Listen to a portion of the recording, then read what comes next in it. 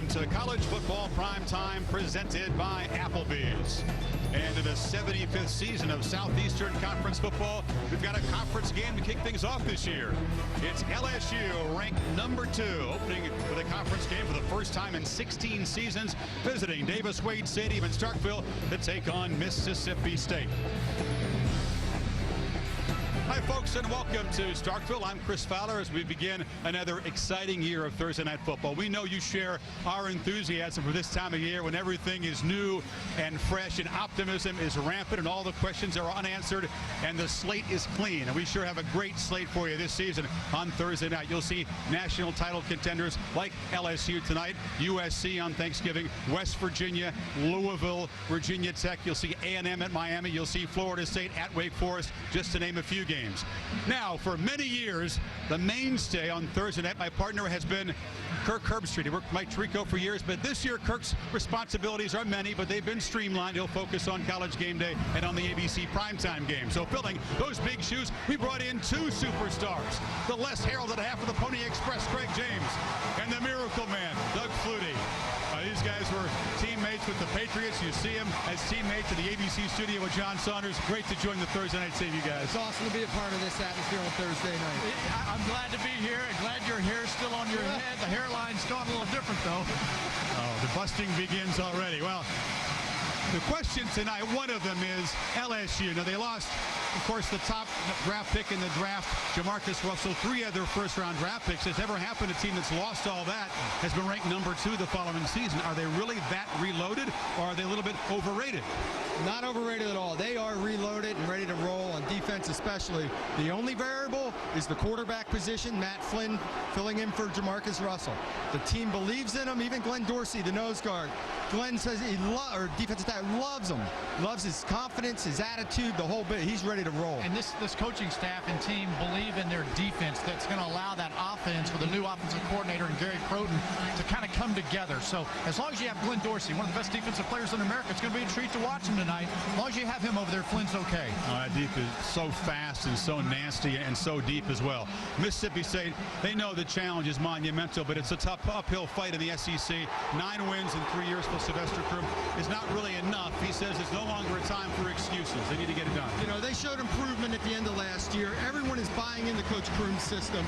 They believe they have an opportunity this year, and they can get over the top of that hurdle. You know what, Doug? We've played in many games, and if you don't believe in yourself, you have no chance of winning the game. They had a follow-up from the end of the last season with the spring, with their summer conditioning, with their two-a-days. They had a great camp. They really believe they can compete in this football game.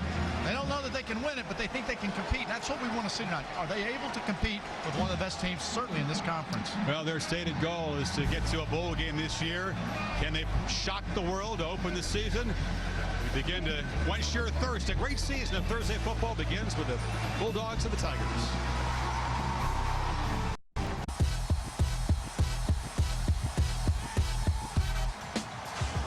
The allure of playing college football on Thursday under the heat of the lights. Last season, we quenched your thirst with moments like these. Ian Johnson bursts up the middle. Touchdown number 5. Slayton makes a man miss, heads down the sidelines, and scores. Ball fires down the field. Johnson collects it and heads to the end zone. Brock hit and sacks. A fitting ending to Rutgers' biggest win ever. First up this season, a team that lost 4 first-round draft picks, including number 1, but looks reloaded and ready for a run at the BCS championship game in their own backyard. Is LSU that good? Tonight is their first showcase and a conference game. At Mississippi State, there is genuine optimism built on last year's late push, but also urgency for respected coach Sly Croom. Improvement is needed. Excuses not tolerated. An SEC game on tap as Thursday begins to hydrate you for college football. Tigers and Bulldogs now.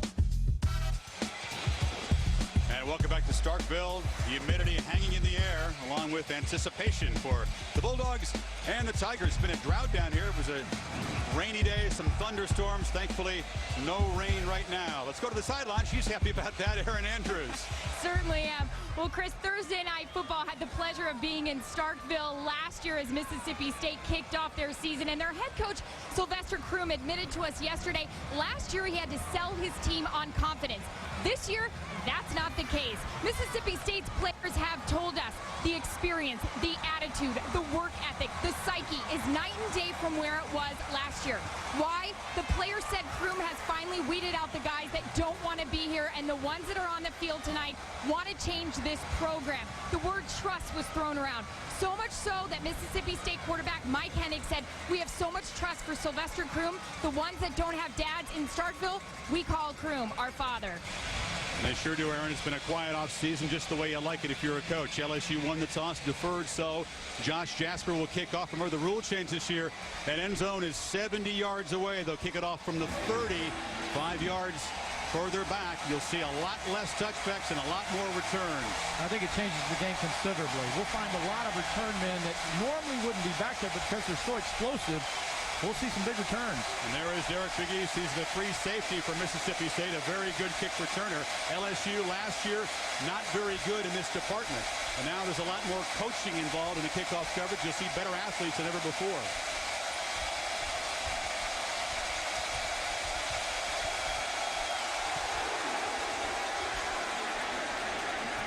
Well, Jasper does reach the goal line, but Pegues will get out to the 25. That's a victory for the coverage team.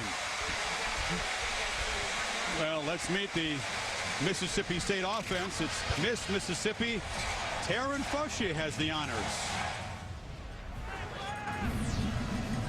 2006 and third runner-up to Miss America. We were this close to having a good season last year. We lost 4 games by just 3 points.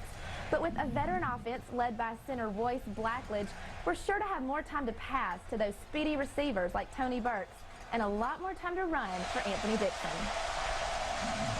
Thank you, Taryn.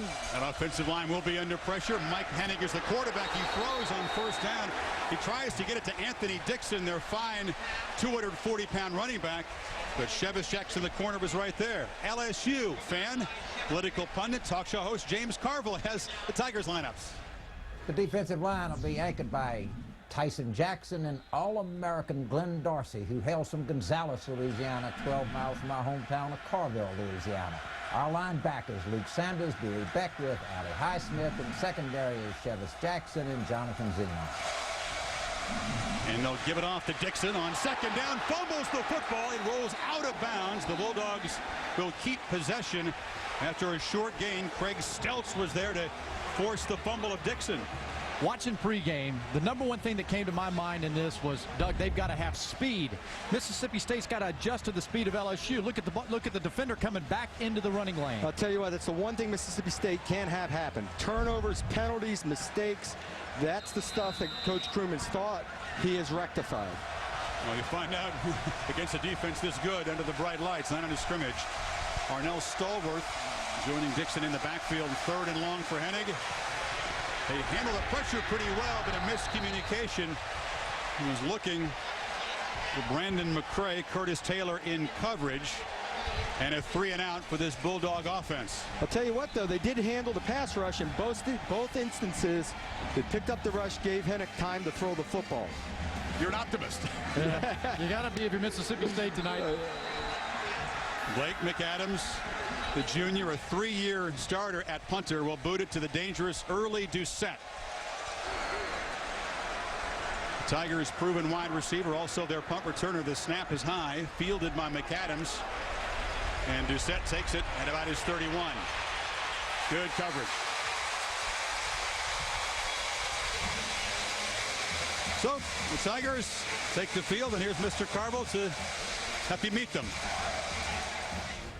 Returning starters on the offensive line are Will Arnold, Cerrone Black, Herman Johnson, center Brad Helms, running back Jacob Hester, at wide receiver the probable All-American Early Doucette, and at quarterback replacing the #1 draft pick All-American Jamarcus Russell is the very talented senior Matt Flynn.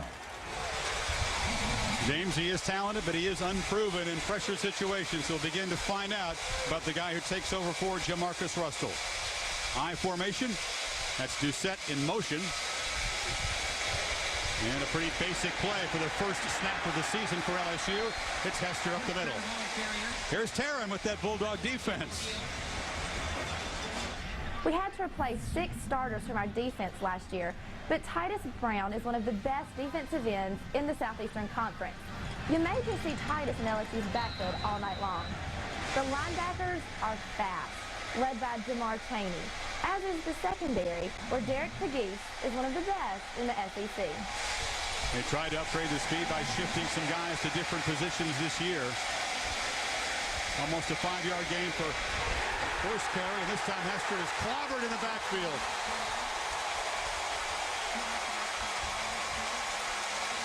Jamar Chaney, the middle backer, was there. You know what a week of preparation. When you have Mississippi able to give you some footnotes on the football team, it helps you out. She knows what she's talking about, and those defensive ends are their primary players, or their go-to guys. The guys inside are the guys Mississippi State is worried about. How will Flynn handle this 3rd and 8? As the Cowbells, which is supposedly outlawed in the SEC, very much in evidence. So much for rules.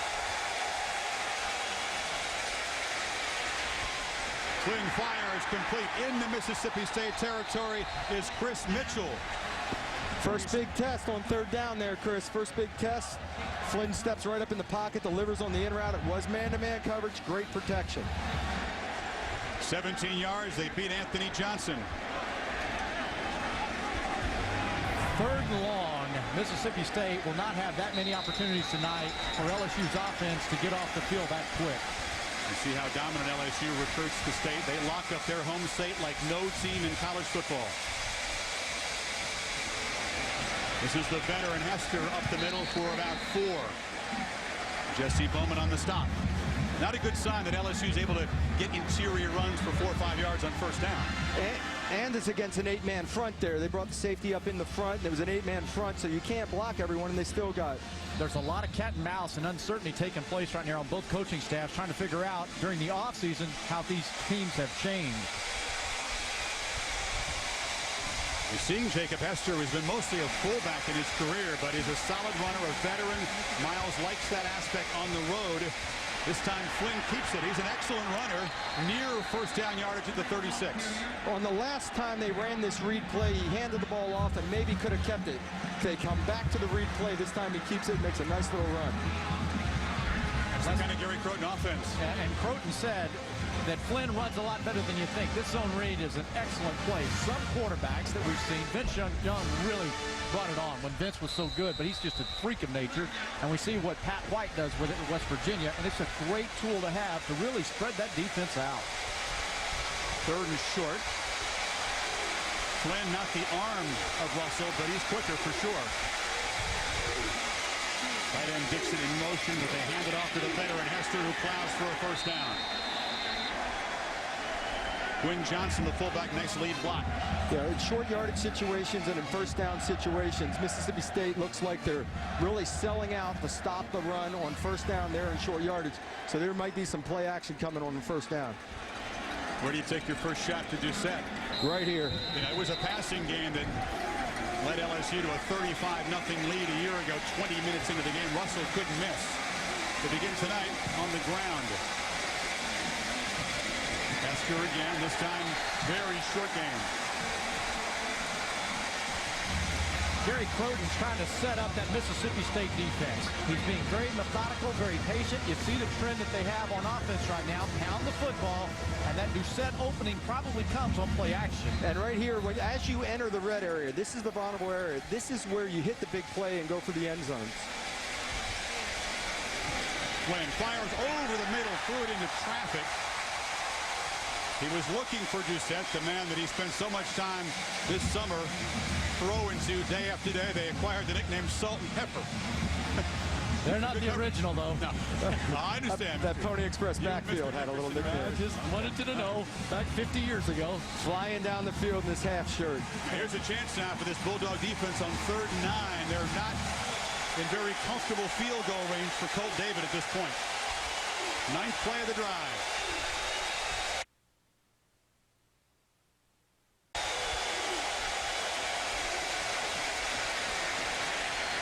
Good protection. It's Doucette with a 1st down catch inside the 20. And a flag. A flag on the play. It's a 12-yard gain. Beautiful timing on this pass. Doucette comes out of his break. Dead ball. Ball start. Number 70. Offense. Penalty 5 yards. Previous spot. Still 3rd down. And that's Black, the left tackle. Little change of strategy on the defense that time. Instead of rushing 6 as they had on the last 3rd and long, Doug, they came out. They came with 4. Linebacker came up on a hug and dropped a lot into coverage. So it gives them the opportunity to double some receivers when you're still playing a man coverage with only a 4-man rush. It frees people up to help out.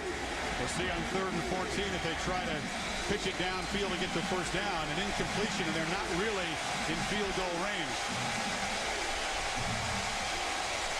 It's Doucette in the slot to the bottom of your screen. Brandon LaFell in motion.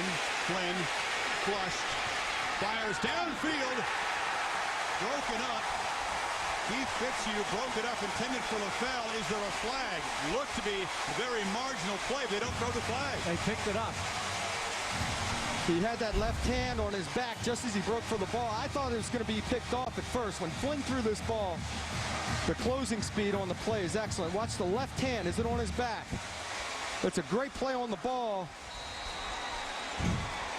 Now Fitzhugh kind of spun LaFell around. It depends on your perspective. I think got a little early. I think it's a beautifully executed athletic play. Give it to him. If you're a Bulldog. So that false start cost him a first down, forces a punt. And Patrick Fisher boots it into the end zone. Not a very well executed attempt at a pooch. And that is a real break for the Bulldog defense, which stiffens. The underdogs get the ball back to the 20 when you come back to Starkville.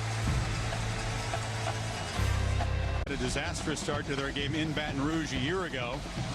A little better. It's scoreless. Second possession for the Bulldogs at their 20. Play action. Hennig hooks in the flats. It's a catch, but a loss. Eric Butler, their excellent tight end, dropped immediately by Ali Highsmith to find Backer. When you talk about the LSU defense, it all starts up front on their defensive line. They are big, strong, very physical, and control the line of scrimmage, and it opens up the secondary to play well. You know, and to offset that, they run a naked bootleg to get them going one way, bootleg out. That way the offensive line doesn't really have to block anybody, and it's a very safe call. Butler can be a weapon in this offense, but in 3 previous games against the Tigers, a total of 1 catch, so they're all over number 88. 2nd and 11. And again fires short, complete, but nothing after the catch. Lance Long, who comes into the game with a turf toe, clearly not 100%, but they're hoping they can get something out of him tonight. Stopped by Curtis Taylor. And it does show you the speed of this defense. 2 completions for 4 yards. They're right on top of the receivers, making the tackle, making the play so they don't get yards after the catch. Well, they bring in Arnell Stallworth, their 3rd down back. And you have to always be careful of that pass rush. There is nothing behind Hennig at quarterback in terms of experience depth here at Mississippi State. So they will hold their breath every time the pass rush comes. Stay healthy.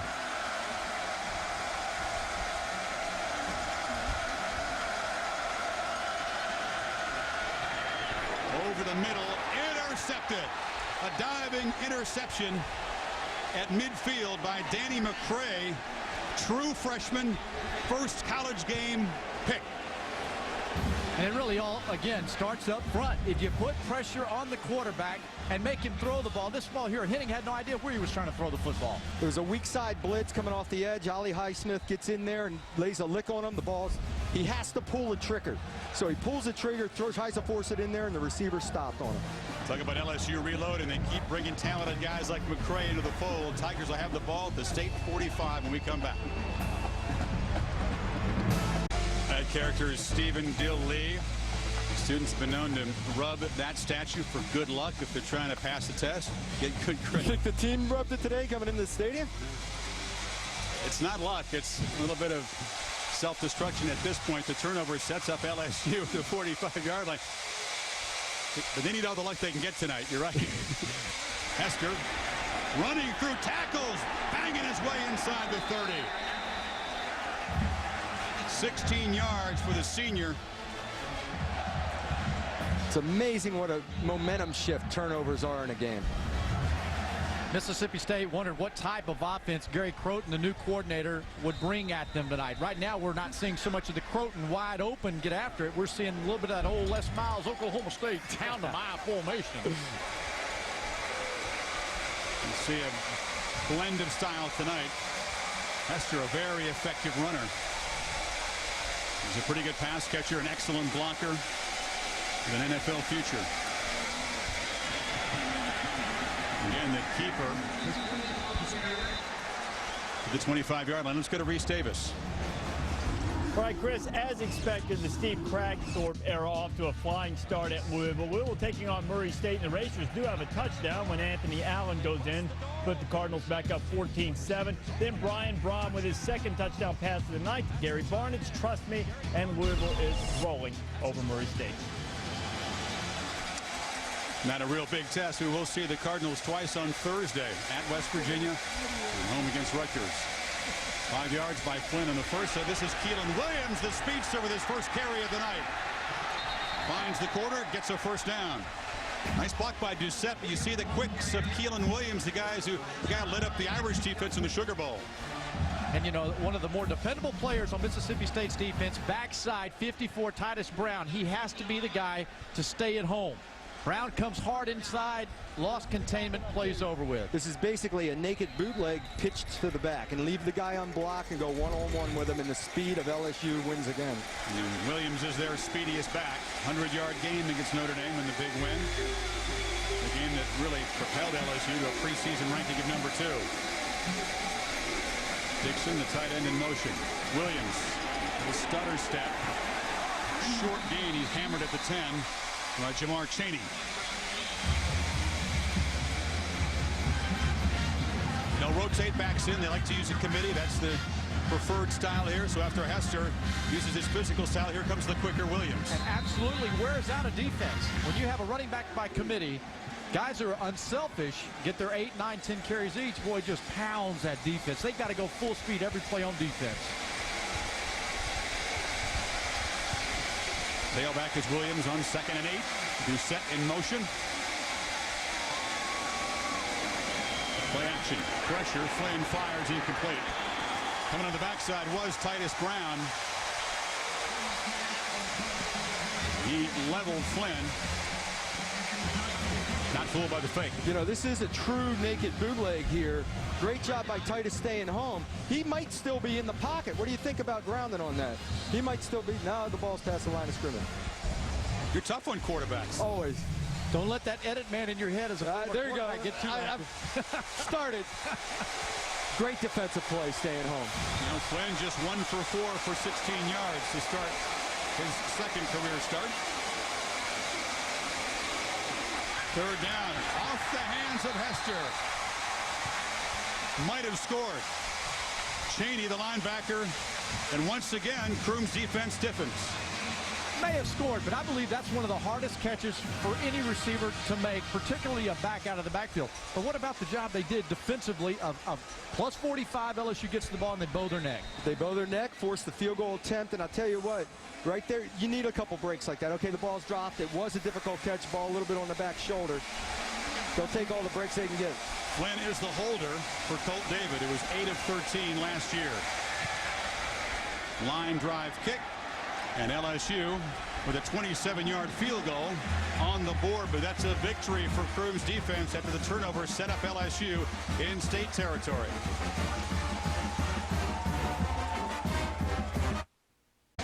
Well, LSU in last year's meeting scored touchdowns each of the first 5 possessions. The good news is for Mississippi State, they're still hanging around midway through the first quarter despite the turnover there. The bad news is they've seen firsthand now the speed of LSU's defense in 07. How are they going to move the ball? What would you do? I think you got to spread them out and get rid of the ball quickly. Get it out of your hand as a quarterback like they're trying to do. Pick them apart 4 to 6 yards at a pop. Well, we know for sure that there's more to the playbook than Mississippi State has. And so Bo Pelini at LSU is very aware of that.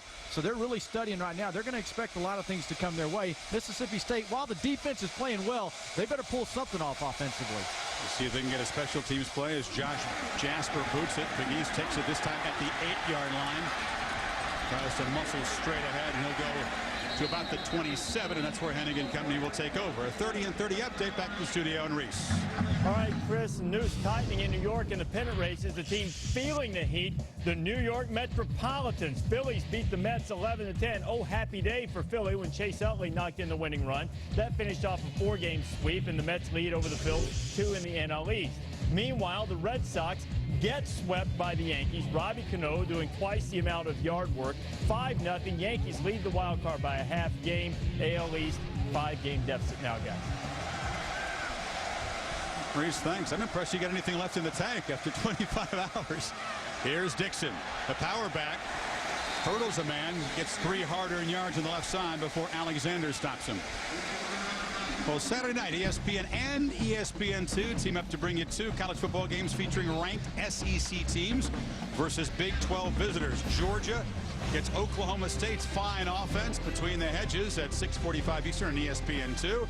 The ESPN primetime game, Auburn against Kansas State at 7:45 Eastern. We'll talk much more about the SEC race as this one unfolds tonight. 2nd and 7 for Hennig. Play action. Nobody open. He flips it short, and it's caught by Christian Dupree. You see the closing speed of that defense. Just about a 3-yard gain. Trying to run a screen, it gets snuffed out, he hang on the ball, and when you throw a screen late like that, a lot of times you have linemen downfield. And one thing Kroon told us about Hennig, rolling to the left, he's not real athletic and natural with it, and he's concerned about it, particularly with a history of his shoulder problems, and he's had a couple of broken shoulders, so going left is not where Kroon wants him running. Definitely not. 3 completions for Hennig, but for only 8 yards. They need 4 for the first down. And a nice catch by Stallworth. Good throw. First down near midfield. That is the same throw that Flynn made on the other end that was on the back shoulder. This is the difficult catch for a running back, running flat.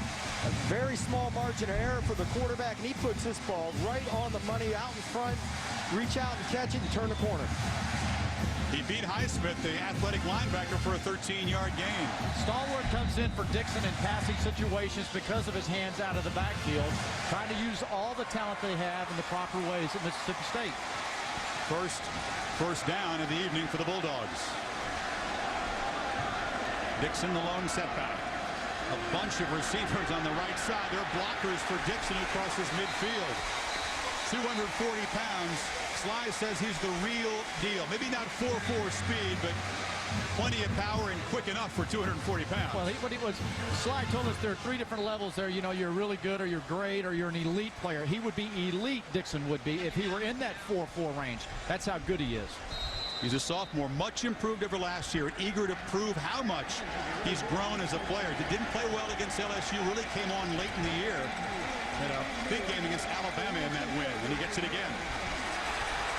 You can see why he's so tough to bring down, the strength to run through arm tackles.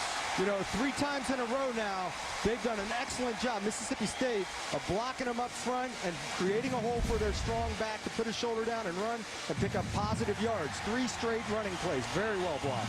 The left guard, Anthony Strouder, is doing an excellent job inside on the All-American Glenn Dorsey.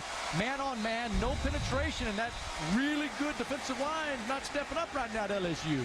Dixon had the fumble earlier, which went out of bounds, and you could see Stelz again trying to strip the football out of his hands. That can be dangerous as a defender, Chris. I used to love it when they tried to do that because they forget to tackle you. Now they get the first down.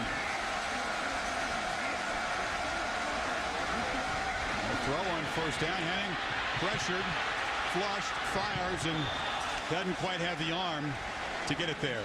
Aaron, a good start for Dixon. He did dodge the bullet with that fumble, however. Certainly is, and you mentioned how Anthony wasn't happy with the way he started things last year. He told me that Sylvester Kroom really motivated him a lot last year by telling him in team meetings, you hit the line soft last year, boy, I need you to speed it up. Anthony says that's the one thing he's been concentrating on the most heading into this year, Chris. Aaron didn't really know the offense at the beginning of last season. That held him back. It's not easy to learn the West Coast offense and the responsibilities for a running back, but he knows the offense now, and they can make full use of him. Tony Burks has been quiet so far, in motion on 2nd and 10. Dixon makes a cut. Nice downhill run of about 8. I'll tell you what, strong downhill runs. He picked up a corner blitz on the last play. He's having a heck of a ball game so far. So a nice drive by Mississippi State. They had the turnover, but LSU held to a field goal. Chris Fowler and Doug Flutie, Craig James and Aaron Andrews, the debut of our excellent Thursday night schedule. In the beginning to a long Labor Day weekend of college football. Glad you're with us in Starkville. And see if the home dogs can make something out of this drive. A crucial 3rd and 2 play. No Q-back. A little trick here. Direct snap. Dixon trying to turn the corner. Highsmith drags him down. Well, a wrinkle right there. No quarterback. Dixon takes it, and Highsmith still too quick for that. We've been talking about Dixon as a running back. I always say you run with your eyes and your feet will follow. So follow the eyes of Dixon here. You see inside, there's no penetration. He's able to have downhill vision. Great job with his eyes. I'm telling you, this Mississippi State offensive line, Doug, is doing their job well. They're handling, they're giving an opportunity to make positive yards on every play. There's no unblocked people in the hole. And they will go for it on 4th and 2. Well, they'll talk about it. You can hear the crowd. Their wishes were easy to understand. I'd go for it. What the heck? Well, it's a first crucial 4th down attempt of the season for Mississippi State when you come back. And fumble the snap. I thought it all started when they came out of a TV break. They're in TV timeout. They get to the line of scrimmage early. They showed the formation. They had that sense of urgency, and the timing that they had as an edge went away from them. He just pulled out. Hitting comes out early. Ball pops out on a 4th down, and that you don't know whether it's the center short snapping it and reaching to get his block. Especially on a sprint play, it is difficult. The quarterback really needs to ride the center on a sprint out. Take over on downs now at their 39. Charles Scott. First look at him as the tailback behind Flynn.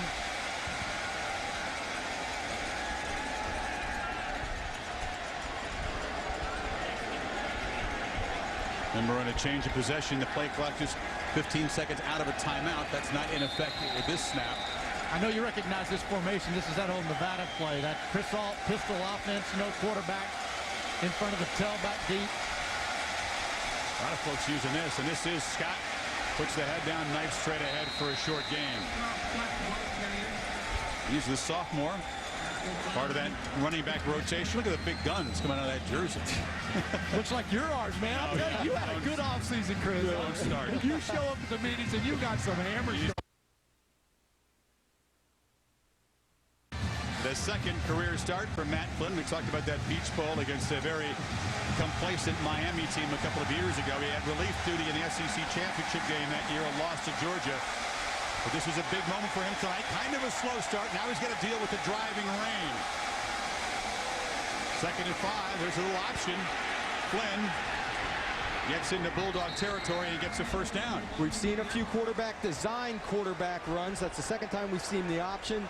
We've seen him pull the ball in the read play a couple. This guy's 230 pounds, Chris. He's big and strong, like you, big and strong and cut, that he can run. Why would you go ahead and accept it, Chris? You look good, man. You're all cut up this year. He runs a 4.5. It's a little bit of a discrepancy there. Hey, last Thanksgiving, I saw someone high stepping into the end zone. Anybody can catch your pass. Doesn't look good. This rain's going to be an issue here. It's really coming down. Flynn looks left, fires right, short. It's Doucette on the screen, but only about a yard gain. Nice job. Glanton was right there.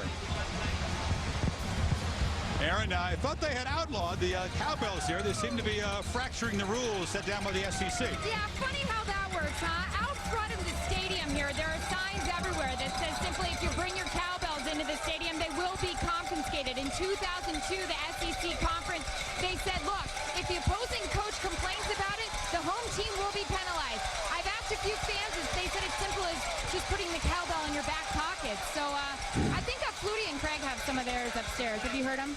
The back pocket, not much of a frisking job being done if that's all you have to do to get the cowbell in here. I think Aaron's referring to, Doug, you and I having cowbells going off between our ears. We're ready to roll. We're ready to roll. I don't know if it was the noise or just a case of poor execution. False start, number 82 on the offense. Penalty 5 yards, previous spot, still 2nd down. It's the tight end Dixon. I promise you, when you get a false start, the cowbells will get louder and louder. How about how physical State has been with LSU? They've matched them running the ball. I mean, LSU gashed them a couple of times, but haven't gotten it in the end zone, and they're playing physical football. Great tackle on that last wide receiver screen, which almost had an opportunity to bust, but they're hanging tough. Well, their MO is to be a physical team. They've been a physical team. But how long can they hang with them? Can they hang with them for the full 4? Flynn takes a quick look downfield, cuts it up, and then dives inside the 45. They get some of the yards back on 2nd and long. Dominic Douglas on the stop. LSU last year, guys, was really known for fast starts, including the home game against Mississippi State. Those are incredible numbers. They didn't allow a point in the first quarter last year until the 6th game when the Gators scored late in the first quarter. Well, they're following that MO defensively today, but offensively haven't been able to stick it in the end zone. If State can get this game into the 3rd, into the 4th quarter, I mean, they've turned it over twice so far, and it's only a 3-0 ball game. It's 3rd and 5. Could be the last play of the first quarter. Flynn appears to be checking off. Charles Scott is the back. Hit as he throws, caught by Doucette, fighting forward. Where will they spot it? Will they give him the first down? And a flag comes out late on the tackle by Anthony Johnson. It appears they'll spot it inside the 39, which would be a first down. We'll check the flag.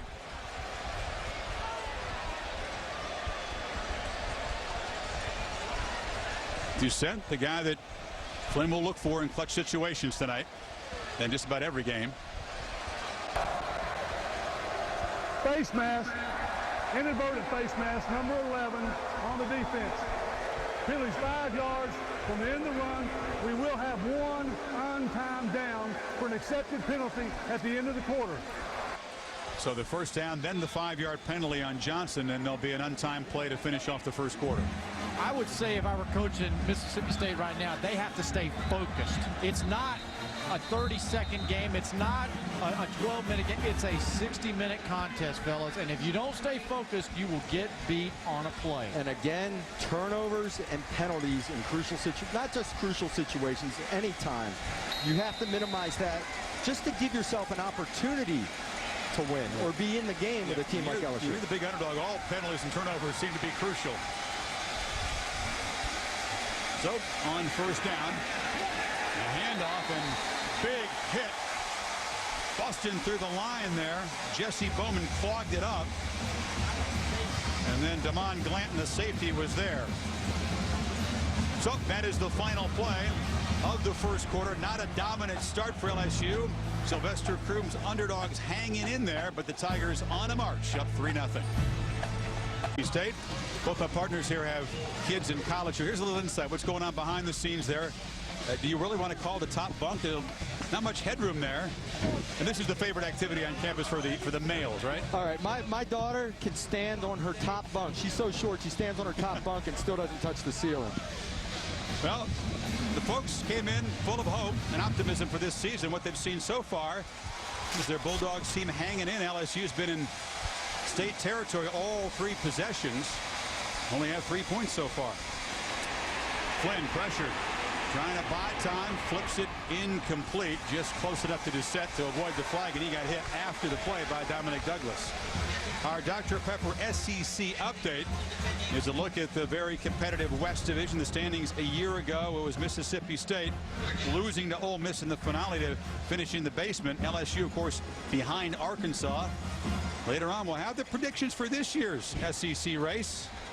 Oh, just our hunches, our feelings. It's a prediction. You're on record. Yeah, in the SEC, when you say something preseason, you're on record. Yeah. It's over with, right? Third down, and there again, not in field goal range at this point for Colt David. State has done well on these crucial third downs so far tonight. Flynn again, quick look, takes off and tackled for a loss. Making the big play was Cortez McCraney, the backup tackle. They're aware of Flynn as a runner. Okay, Flynn's been successful early on, and he's been able to have a little shake to him, and he's gotten away from the tackle. Now, what McCraney does here is he tackles through the legs of Flynn. Watch how he goes through him. He didn't let him shake that time. Didn't let him get through there. I'll tell you what, Titus Brett, there was a lot of room because Titus Brown came way upfield, created a big scene. Great tackle. That right side of the offensive line for LSU, which is a question mark, converted defensive lineman, not dominant so far, and Patrick Fisher is in the punt, trying to angle it toward the corner, and once again boots it into the end zone. So Mississippi State just hanging around. LSU, of course, coming in here, blasting Notre Dame in the sugar. But when you beat Notre Dame in a bowl game, it tends to have a very positive effect on your ranking the next season, even though they lose Jamarcus Russell and 3 other first-rounders. They turn to Flynn, who beat Miami in that Peach Bowl we've talked about. But this is his first time. This is his time. He's had 4 years in the offense. He's a senior. He's got 1 year to show what he can do. And it's been a little bit of a slow start for that Tiger offense. Hennig and the Bulldogs at the 20. Dixon gets around Highsmith and muscles ahead. He's beating a very athletic linebacker in Ali Highsmith. First player through the game, particularly the one where Dixon fumbled, I thought he was kind of timid. Now he's getting down the field. The juice is flowing. And the stiff arm and the strength, this is 240 pounds, keeping him off of him. But there's enough competitive speed to get to the corner. But he still gets the couple extra yards even after the hit. You know, Royce Blackledge told us he thought they could run the football. The O-lineman of this team wanted to come out and try to run the ball on LSU. Well, the O-linemen always tell their coach, run it, run it. They run it to Dixon, this time a very short gain on first down. Check it, it's Dupree spelling Dixon in there. And there's big Glenn Dorsey, passed up certain first-round NFL draft status to come back. Careful, Anthony, don't fall over while you're getting retaped. He's too valuable to injure while you're retaping him. So now what do? Do you run a screen when he's sitting on the side getting retaped? Well, Arnold Blackworth will come in. Good receiving back on 2nd and 8. You saw a glimpse of Dorsey, much more in the superstar defensive tackle for the Tigers tonight. Hennig, look left, now fires across the middle, off the hands of Highsmith, who had dropped into coverage. He was trying to force it in there to Aubrey Bell, but Highsmith dropped back. I'll tell you what, he just locked in on one receiver. Hennig did, tried to force it in there. Highsmith dropped right into the passing lane. You got to hang on to this ball or go elsewhere. If he put it low inside, maybe he had a chance, but that's forcing the ball. You're right, though. He did throw it behind him into a dangerous area. Lucky to get away with it. 3rd and 8.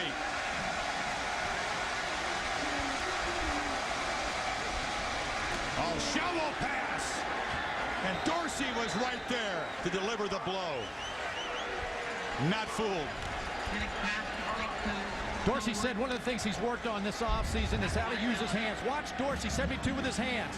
Gets him up, sheds the block, gets to the outside, finds the ball carrier, and brings him down. Mike Brown, 77, the left tackle, needs to stay on that double team a little longer before going up on the linebacker. Are you kidding me? Dorsey, the preseason All-American, hampered by a shin injury most of last year, is healthy, and he is hungry this year.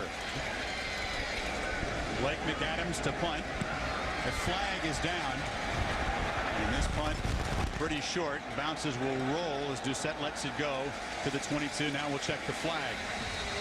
You know, Sylvester Croom told us if we don't score, we're dead. If we can't score, we're dead. And because he didn't have a lot of confidence in his defense compared to his offense was his go-to. Most teams are in bad shape if they can't score. And I was messing with you about, you know, staying on the double team with Dorsey. Dorsey's busted up a lot of double teams. But it looked to me in that situation, he was in too big a hurry to try to go get his guy. And you've got to secure the line of scrimmage, stay on that double team as long as you can before coming up to the back. You and I, we have double teamed a lot. All day, legal formation against the kicking team. Only 6 men on the line of scrimmage. 5-yard penalty, still 4th down. All you O-linemen out there know. They know what I'm talking about. Oh, yeah. I don't know. I just listen to it in meetings. Well, that nullifies a 45-yard punt by McAdams. One of those little mental mistakes. And now, I'll back it up. And on a wet night, McAdams will have to boot it again as they'll snap it from the 27 this time. Natural grass field. That was a nice roll. A little bit of wet field now because of the rain. We'll see how much it costs him. Doucette, again, a dangerous returner. And this is a low, kind of ugly kick. Again, it's too short to be returned. Again, gets kind of a decent roll. Bulldogs were hopeful that may have touched one of the up men for the Tigers. They're lobbying for the ball, but no, they signal LSU football at the 36-yard line. Big O Glenn Dorsey and that LSU defense pitching a shutout so far, but a slow start for the O. Number 2 team in the nation, LSU, leading Mississippi State 3-0. Glenn Dorsey for the Tigers, a beast on the field, checking in at 6'2", 303 pounds. But, you know, his size kind of bothered him when he was growing up and playing Pee-wee football, so much so that parents would complain. So they'd send him up to the press box, and he'd have to get on scales to prove his weight. Pretty soon, he'd have to play an age up because so many people were annoyed by it. That was something he had to deal with back in the days, Chris. Aaron, one of those big guys that the opposing parents, they get on that scale, make sure he's legal in Pee-wee football. I've coached Pee-wee football, and I've seen it before. Before the game, scales come out, commissioner comes out, parents, kid gets down. He's probably in a rubber suit running laps trying to drop 3 or 4 pounds just before he steps on the scale. I had to put weights in my pocket to make weight. They don't care what he weighs here with that kind of quickness and athletic ability. And the fact that he came back for another year. A pre-snap flag. It's to be on LSU. Hester was stopped for no gain in the first play of the possession. Handed to this Bulldog defense. They were embarrassed last year. Ball start for 71 on the offense. Penalty 5 yards, still second down. It's Carnell Stewart. They were embarrassed last year, CJ, down in Baton Rouge, and they've stepped up tonight. They've rallied around the need for redemption. Well, there are a lot of players on this team that have experience, but they were at maybe different positions, and it's taken Kroom a while to get them in the right spots, and we're seeing that competitiveness now. Flynn, again, pressured. He'll be sacked. Kyle Love was there to help. Early pressure from Jimmy Holmes.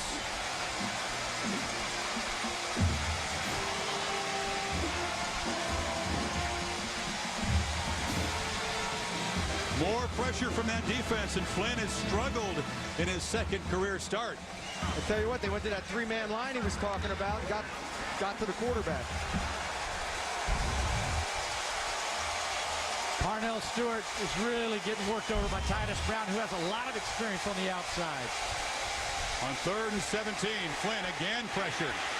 Again, he'll take off. He's got lots of room, and Flynn dives, but he's just short of the first down. You saw Derek McGee's headhunting there. Flynn might have given up the body to try to get that extra yard, but he got down, and he's short at the 45. He has made more plays with his legs tonight than his arm, and he is definitely a better runner than Jamarcus Russell was. More agile, 230 pounds, tucks it and runs. I think you put your shoulder down and run over somebody. He's had 7 runs. He's only had 3 pass completions. Now they're showing that they're going to go for it on 4th and 1 from the 45. Wow.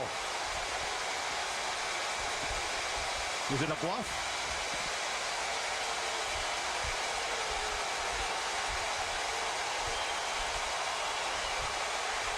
Play clock runs out.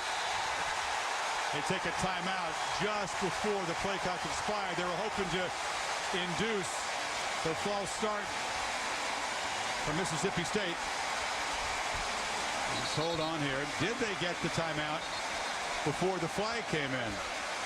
Flynn signaled for it. One of the officials, the side judge, signaled for timeout, but the flag came from another official. I'd rather take... Correction. We have a timeout called by LSU prior to the 25-second clock expiring. 4th down. So they do spend the timeout. They don't get the 5-yard penalty. And Kroom's defense, the sack on 2nd down, key to that stop. They'll get the ball back. Saturday Night Football on ABC, Tennessee versus Cal. I think as a class with some of the open space on campus. Is that your building we drove by 4 times that you had never seen before every time? Okay. Patrick Fisher. Eric Pegues driven back. He'll field it at the 8. And that's a very speedy coverage unit for LSU, which drops him immediately. And the Bulldogs will have band field position as they take over down 3-0. And we check with Reese Davis. All right, Chris, during the 25 hours of college football coverage, Martin May said the new Steve Kragthorpe offense, watch Gary Barnage of Louisville. Brian Brom finds him for the second time tonight. 42-10 on the U over Murray State in the second quarter. Yeah, the Heisman campaign for Brian Brom begins. He's going to put up big stats against a lot of teams, not just Murray State. Louisville can stay unbeaten. He'll be very much in the hunt. Hennig, they got to be careful at the 10-yard line. They hand it to Dixon, and they're watching out for him now. That purple and gold defense. Highsmith on the tackle. Highsmith showed some speed there, closing to the ball. It looked for a moment like they might get the corner, and Highsmith just closed the cushion there and made the tackle. He's the cousin of Alonzo Highsmith, the former Miami Hurricane. Spent 7 years in the NFL. Originally signed with Miami. Couldn't get enrolled there. There's an academic issue. To a community college very briefly, then enrolled at LSU, and he has been a stud, a senior. 25th start of his career.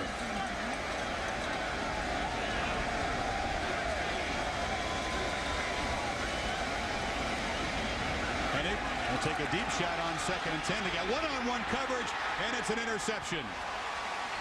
Well, he was looking for Lance Long, but Jonathan Zenon, part of the best corner tandem in the SEC, there for his 7th career interception. Corners are taught that once they know the route, when they read the route and they know where they're going, is to get hip to hip and run with that wide receiver. This ball should not have been thrown on the right side. No, he never had a chance. The only chance he might have had was back shoulder. Zenon just got him in his hip pocket, with him all the way, turns and finds the football, rotates, makes the play on it.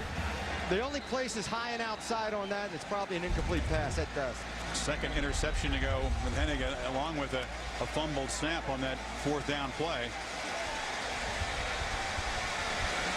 Keep an eye on number 8 for LSU. He's in the backfield. Trindon Holiday, the fastest man in college football. He's 5'5", but he runs a 10.02 100 meters.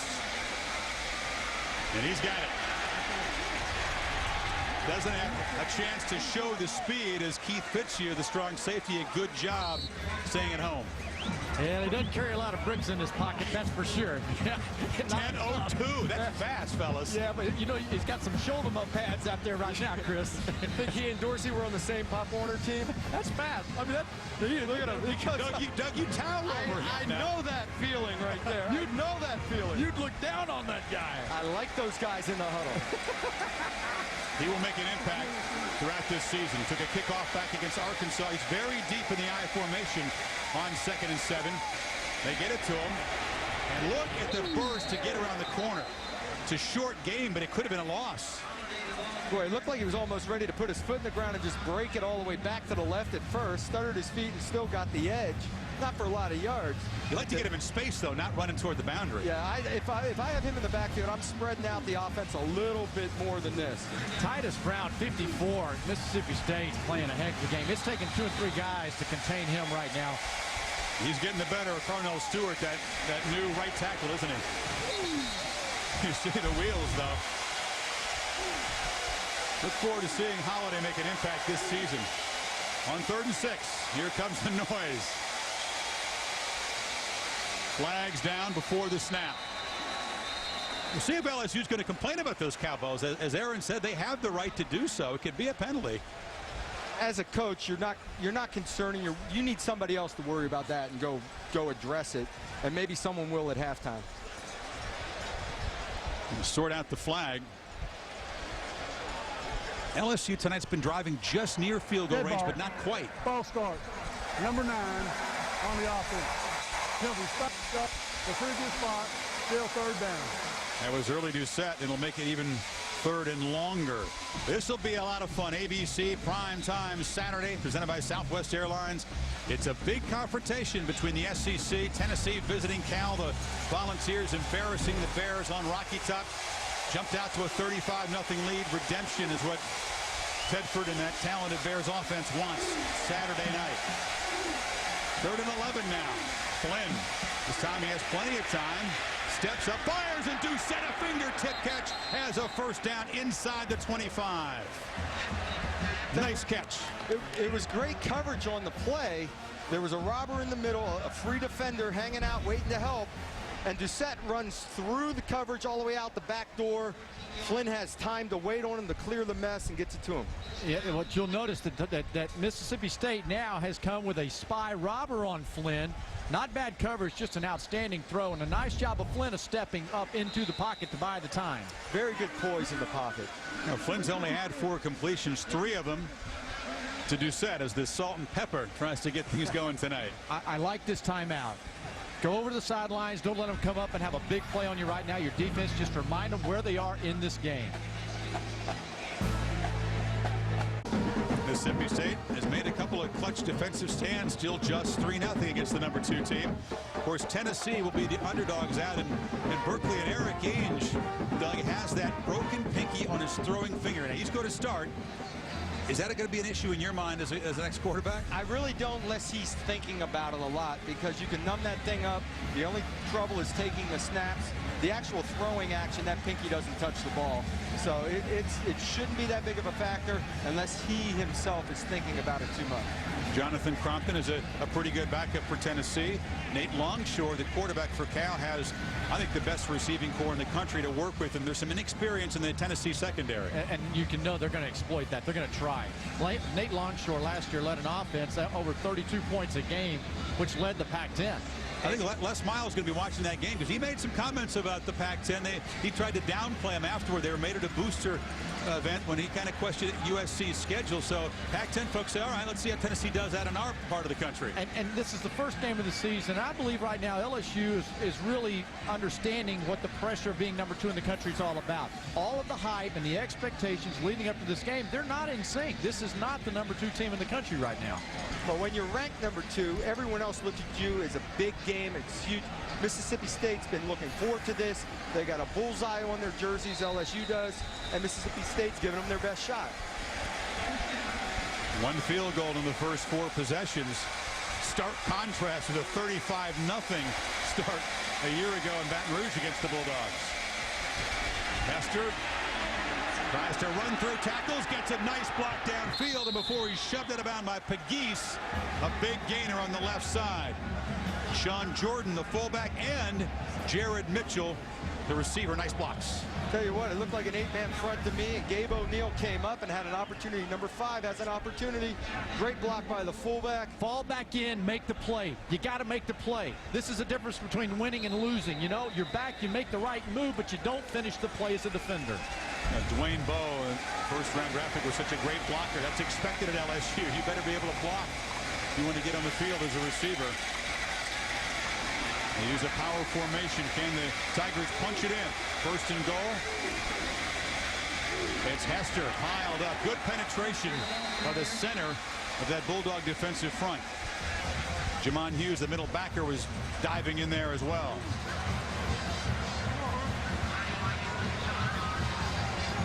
Important series because the Bulldog offense has struggled. If they go down 10, now the odds shift against them. I know it's early. If they can hold them to a field goal, keep it in 1 score, the morale will be a lot better. I know that. Exactly. 6 points is a big difference from 10. The speedster Holiday, top of your screen on 2nd and goal as the rain comes again. Holiday. No chance to use that speed. They string it out again. Damon Glanton, the safety, was right there waiting for Holiday. And they did. They strung it out. They kept playing leverage, push them wider, work them to the sideline. Never had a chance to go north and south with that speed. Big play here. And it sure is on 3rd and goal. LSU not able to get the ball closer to the goal line really in the first 2 plays. Rain coming down hard. Little run blitz right here maybe. 3rd down, quarterback run. 4 receivers. Hester in the backfield, Flynn in the shotgun. Looks left, fires for the end zone. For Doucette. Broken up but a flag. Jasper O'Quinn was there, but he got in the face of Doucette, and the flag came quickly. Doucette had a couple of strides on him. If the ball's laid to the corner of the end zone, he has a touchdown. It's not. I thought from this angle it was a great defensive play, but I'll wait to see a replay to make judgment on that. Pass interference against the defense. #23. the ball will be placed on the 2-yard line by rule, automatic first down. Trailing, reads the route. O'Quinn, yeah, he hit body contact before the ball gets there. Got there early. Jasper O'Quinn, a junior college, highly touted corner. First year here. Didn't see many early do sets in junior college, I don't think. Trying to cover those guys one-on-one. So a first down for the Tigers. Hester muscling down, doesn't find the end zone.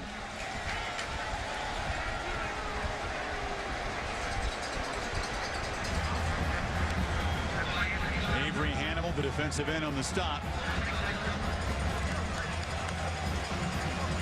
Bulldog defense really got to find a way to dig deep. So far, they've kept LSU out of the end zone, even though they've been put in a bad position by turnovers and their own penalties. On 2nd and goal, Hester up, handoff to Keelan Williams. And Keelan Williams falls forward for LSU's first touchdown of the season.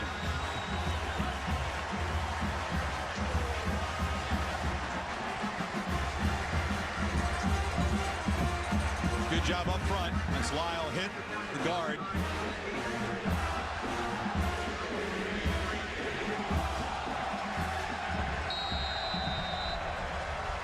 Colt David on for the conversion.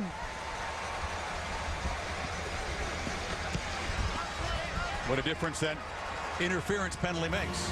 Got to find the ball in the air and get that head around and find it and make a play.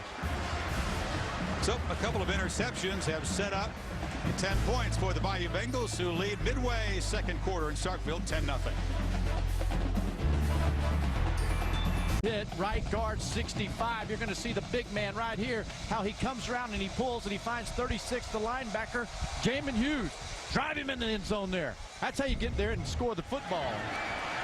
You see the kickoff, breaking a tackle and busting it out is Pegues. This is the first positive kickoff return under the new 30-yard kickoff rule, 31 yards. So pretty good field position for the Bulldogs, who are now in a 10-point hole as we check with Reese. All right, Chris, Cincinnati under Brian Kelly in his first regular season game. You'll recall he coached the Bearcats in the bowl game a year ago against Southeast Missouri State. SEMO's Houston Lillard is picked off by Mike Mickens, a pick six. Mickens leads the nation in interceptions, Chris. He's got 2 tonight, including that touchdown. It's 32-3. See the Bearcats against Oregon State next Thursday night. This is Dixon. A flag flies as he's stopped for a short gain. It's in the holding zone. Two flags, in fact. Good. This is a time where Mississippi State really has to step up offensively and stem this momentum. And mistakes like that so costly. You don't want to put yourself in unfavorable down and distance situations against LSU. Already 2 interceptions for Hennig. You know, last year in this game he broke his collarbone. It was rebroken later in the year. It's something that he has to overcome mentally in this game and be able to step up, put it out of his mind. Here's the hit. He lands hard on that left shoulder. And I'll tell you what, he hasn't looked gun shy at all. And we were a little concerned. How would you like to be his parents sitting in the seats watching this and worrying about your son getting back out there after 2 broken collarbones? Yeah, against the Gamecocks, he got a concussion on the very first offensive play of the season. A lot of the remainder of that game was cloudy. He does remember breaking the collarbone.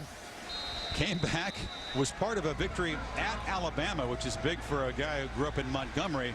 But staying healthy with a true freshman backup is essential for Hennig this year. Arnell Stallworth is the back, but they throw on 1st and long, short completion. Eric Riley, not much room to run after the catch. The very first hit on Hennig last year. You know that Gamecock defense could deliver a blow. This is part of that shutout loss, which was so deflating because there were high expectations for the offense a year ago. And look at this. Welcome to 2006, helmet to helmet.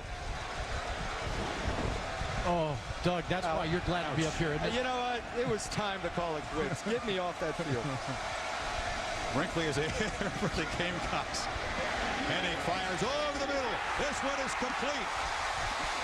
Jason Hubbard, their backup tight end, beat his man down the field, and that was a nice throw, but again, a flag is down. in the backfield for Mississippi State. Will the 27-yard gain stand?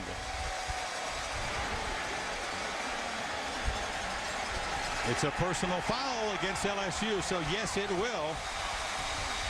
And they can tack it on. The window of opportunity was not big here. He steps right up and delivers a great throw. Patience in the pocket. It's caught on a defensive lineman getting the hands up under, hands to the face on the D line. But I'll tell you what, Hennig did a great job sticking the ball in a tight window. Well, Jason Husband did an awesome job. Yeah, they got Dorsey. He's questioning the call, but they got him for putting a hand up in the face mask of the blocker. But you see the concentration of Husband? Excellent job, because the defender, Luke Sanders, 35, didn't turn around and never found the football. They like to use the tight ends in this offense, and they've got a few good ones. Eric Butler, and that was Husband, the backup, making a play. They're set up at the LSU 43. Dixon, it's a flea flicker. Hennig has time, throws deep, looks for McCray in the end zone. LSU was not fooled, and Craig Stelz there for the interception. Well schooled. Stelz, the safety, came over to help out on coverage. Shevis Jackson, the corner, was also back there. I'll tell you what, it's not a bad place to take a shot and run your trick play, trying to take that shot. But know when you have an opportunity and know when to throw it away. That's all he's probably telling him right now. His son, you really didn't have much of a chance here. Part of it is he's outrunning. He does have a step on the defender, but he's outrunning the arm of the quarterback. Again, he did have a step. They hung the ball up there, right? And Stelz came over, had time to recover. You can't throw the ball 80 yards on a line. But you know what? You have a big play to dig the first down, and then you come right back. We see offenses try it all the time. They just didn't execute the play. You like the call? Go for it. Third interception for Hennig. 3-3-5 defense there. An extra defensive back in the game. It's a design run for Flynn. A flag drops, about a 1-yard gain. Cheney has been active at middle linebacker there for the stop. Holding against the Bayou Bengals. All right, let's go back and take a look here. He's backing up here. Is there not contact? Absolutely. Pass interference. Blow to the head, ball's in the air. You know, I was wondering why he didn't put his foot in the ground and go, at least go up and make an effort to go get the ball, and there's why. Boom, hand to the face. Still, he wasn't going to get to the ball. He got pushed out of the way, Doug. It's a penalty. You think that's pass interference? That is a penalty. Okay, I agree. Actually, it's not a penalty because it wasn't called, but it should have been.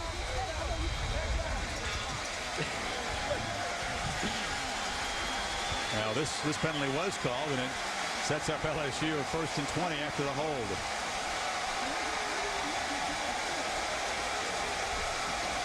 High formation. Play action. Flynn has to step up.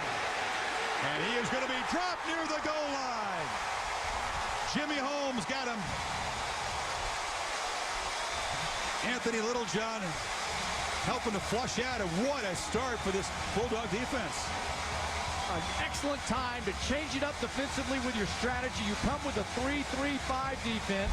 You get an extra defensive guy in there. Only 3 defensive linemen, Doug. Take it away. 3 down creates tougher blocking schemes for the offense. When you're used to seeing 4 down linemen, a 3 down rolls a wrinkle into that. You've got 3-5. There's 5 linebacker positions. They may be defensive back numbers. They may be linebackers. 2nd and 28. You've got cowbell cacophony here in a very, very short gain.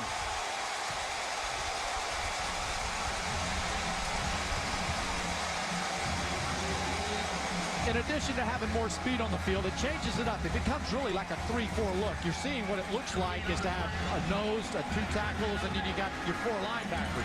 You have to adjust your calls offensively on that line. Clock ticking down, 2.5 to play in this first half. Flynn, who struggled in this first half, needs to be careful near the goal line. Last thing LSU wants is a momentum-switching turnover right here. They play it safe. They hand it to the veteran, Hester, who just runs it up to the 6-yard line, and they'll punt. Littlejohn, again, the linebacker. He's a backup, but he's been a stud tonight.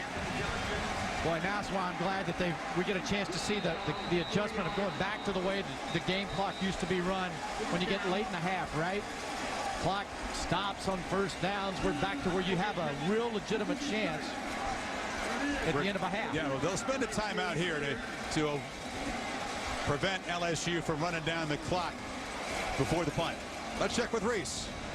Chris, coming up in just a few moments on the Pontiac Performance Halftime Report, we'll take you to Blacksburg. The mood as Virginia Tech prepares to take on East Carolina and the gathering of the Hokie Nation. A couple of Big East powers already in action, and both are flexing their muscles. And the pennant races in baseball. New York State's of mind very opposite for the American and National League teams in that city. We'll get you up to date. Lou and Mark will join me. We'll see you in just a bit. The Pontiac Performance Halftime Report. Reese, thank you. All of us on College Game Day certainly looking forward to getting to Blacksburg on Saturday. Certainly very different kinds of emotions in this stadium here tonight, but our home folks are on their feet. The defense has played well. Now they're going to get good field position and try to get some points before halftime. Inspired bunch of Bulldogs out there, and they're going to get the ball right back where they turned it over, so they didn't lose much out of the turnover. Great strategic call by the coaching staff of Mississippi State, and it's given them itself a chance to get the ball back, put points on the board. Now the offense shows a big thank you to the defense at halftime. Fisher gets it off. This is a good punt. Very high, and it drives Pegues back inside the 40. Able to slip a tackle, trying to pick his way, but LSU an excellent job on coverage. And we talked about Mississippi State trying to build on the success last year. Did a good job playing some good teams tough, and were able to get the win in Alabama. They have built on that. This is a much, much better first half than last year's debacle down in Baton Rouge. Well, Sly Kroom told us that Bear Bryant told him at Alabama when he played there, son, you got to go through the fire before you come out how you want to be. We asked him, all right, if this football field is 100 yards long and it's all on fire, where are you right now with it? And he said, well, right now we're in the red zone. We're almost out of the fire. He likes where he is. And they'd like to get into the red zone on this drive. 1:43 for Hennick to work with. He'll take his shot downfield again. Intercepted. Throwing into traffic, and Curtis Taylor, the man who has huge shoes to fill. He's a first-year starter, replacing one of the great safeties ever in college football, Ron Landry, who was drafted number 6, and he's the 4th different LSU player to have a first-half interception. Is Hennig a little too eager, Doug? I think he's just trying to stick it in a tight window here. There's really nowhere to put the ball. The safety's closing on it. There's a tight coverage underneath, so the ball gets thrown high, and it drops in the safety's lap. He couldn't have, there was nowhere to stick that ball. He's got to be more patient. 2-minute offense, you have plenty of time to go down the field. You don't need the big chunk. 4 takeaways for that LSU defense, all of them interceptions. Here's Keelan Williams. He stopped at the 40. We'll see if LSU makes a strong effort to get the ball in the end zone. They don't appear to be moving with much urgency right now. I think Gary Croton's made his mind up. Look, we don't want to make a mistake here and let them have a shot at something. Let's get to the locker room. You don't try to cash in on the interception. Well, I would. I mean, they're going to cash in here. They're going to go after it. Well, they're being patient, though. They got plenty of time. They got a minute at the +40. And they flip it to Doucette. Kind of a lateral pass. No room. He will get out of bounds to stop the clock. Tried to rip the ball out of his hands. What do you think about that, Mr. Flutie? You know, one of those things happens. That's what I'm talking about. You don't want to let somebody who has no points in it. That's a safe pass. You have to admit that. It was a conservative play call, no doubt. Yeah. But you're on the +40. You've only got 10 points on the board. You've got 4 turnovers. You got to go after it and put these guys away. But your offensive line just had it handed to them. Little woodshed job down here in the previous. If you're a number 2 team in the country, you go score. I'll agree with you there. I thought Corso was conservative, Craig. You say sit on a 10-point lead right here? No, this guy, they don't want to make a mistake and let Mississippi State score. You got to trust your quarterback. He's been in the offense 4 years, even though he's a first-year starter. Playing over the middle, has Doucette. Doucette has room, and he'll get down near the 20-yard line. Chased out by Zach Smith, the true freshman, at an 18-yard gain. Again, a very conservative throw. He is being careful with the ball, Matt Flynn. Got a good mismatch there, though. Well, you know, Doucette is a big play guy. He can turn a 5-yard pass into a 40-yard play or a touchdown in an instant. I think it's a mismatch when Doucette runs against anybody out there right now. especially a true freshman safety. Now you go for the end zone. Oh, okay, SMU. Hey, you change hats quick in this game. All right. 3 receivers to the left. Flynn took a peek to the right. He's flushed, and he'll fire over the head of Richard Dixon, the tight end. Flag is down in the backfield. Another holding call against LSU. They're having a hard time blocking those guys. I'll tell you, he had to hang on to the football that time, though, so coverage in secondary was pretty good. I thought at the time he decided to pull the trigger, he was taking a chance.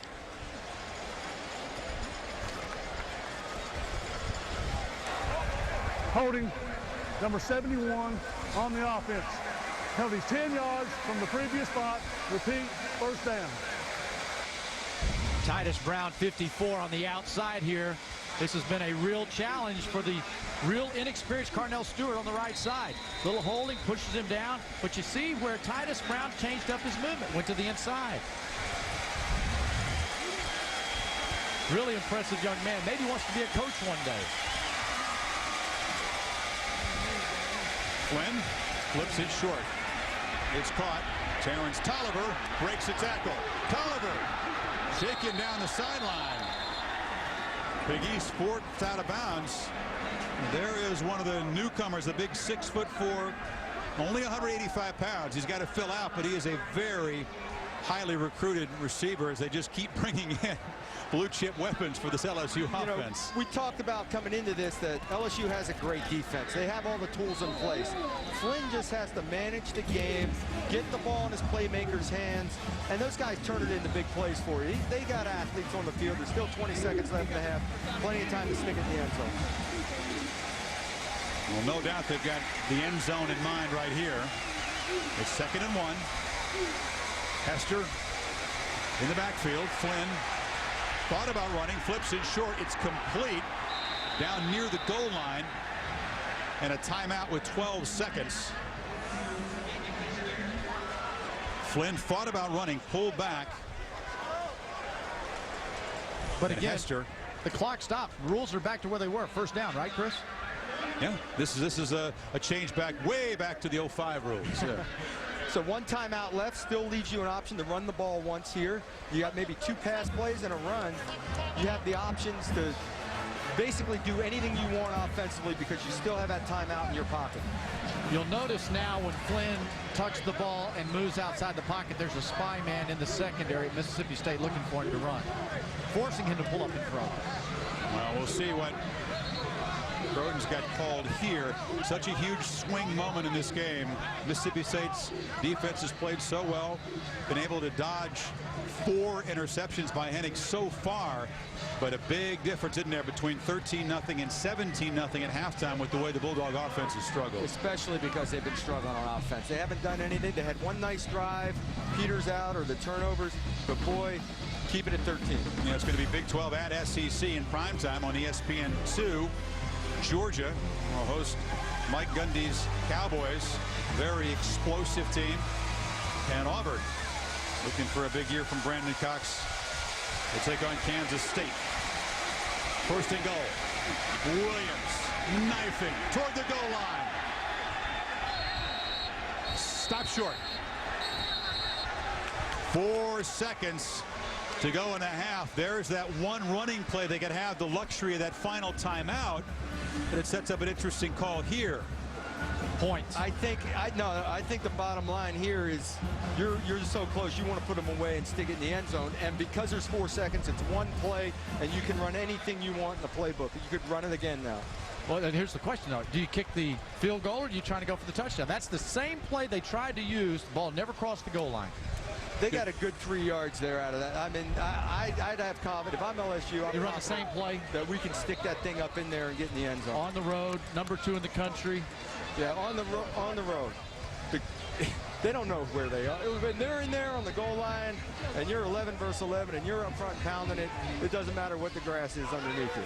Well, I think they feel pretty comfortable in how their defense is playing. They're going to get the ball to start the 2nd half. And you know the offense is lobbying to go for it. And they'll get their wish. This could be a big momentum play for Mississippi State. You better stay at home on the outside with containment. How about a naked boot right here, huh? pull it and roll, I'd go power football. Williams is the setback. Tight end in motion. Keelan Williams gets it and scores. Touchdown number 2 for the sophomore tailback, and as the clock hits triple zeros in the first half, LSU does get that crucial touchdown. The game could be so much closer, but we've said this from last year, looking at last year. They had so many opportunities to win some SEC games that slipped away because of the mistakes, because of the turnovers, or special teams. And here again, it's the turnovers. Colt David on for the conversion. 52 out of 53 in his 2-year career. So that will do it. All 17 LSU points following Mississippi State interceptions, 4 of them frustrating for Sylvester Croom was with Aaron. Well, Coach Mike Hennick, 4 interceptions. Why has he struggled in the first half? Well, Aaron, the ball's sailing on him a little bit right now, and he's our quarterback, and we're going to keep going with him. We'll go in and adjust and come back out. Our guys are fighting hard. Our defense is playing extremely well. We're just not making plays in the passing game offense, but I think we'll be able to rectify that in the second half. What's the most important adjustment you look to make here in the second half? The main thing is I want to keep our defense playing. Our offense got to keep having confidence, even though we've made turnovers. Hey, we still got a half to play. We're going to go one play at a time. Thanks, Coach. They don't have an option because the backup for Hennig is a true freshman. It's a lot better than last year's halftime score, which was 35-3. It is 17-0 as we join Reese, Mark, and Lou for the Pontiac. That it's that LSU defense that has controlled this football game. And I think LSU in the locker room right now has probably had to figure out how much of the offense they want to show and work on. Because right now we've seen just basically I formation pounding in football. They've got to get ready for Virginia Tech at home next week, so they probably don't want to show a whole lot to Virginia Tech. But then again, Chris, the fans want to see more. I know, and you also have to get good at what you have in your playbook. So they've got a fine line to walk here. Our Home Depot coaching adjustment is going to be trying to handle one of the guys up front for safety that's given this offense problems. I'll tell you what, it's the speed of Titus Brown that's caused the problem for LSU, and they're having trouble blocking them in the pass protection. Both the right side of that line there for LSU are former defensive linemen.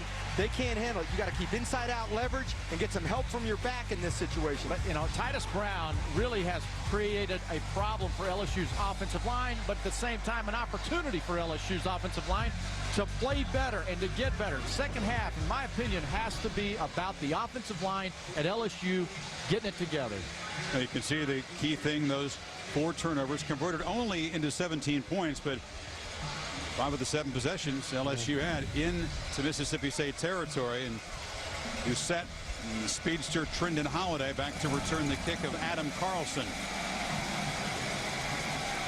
And the new 30-yard kickoff. That's a good effort to the goal line for Holiday.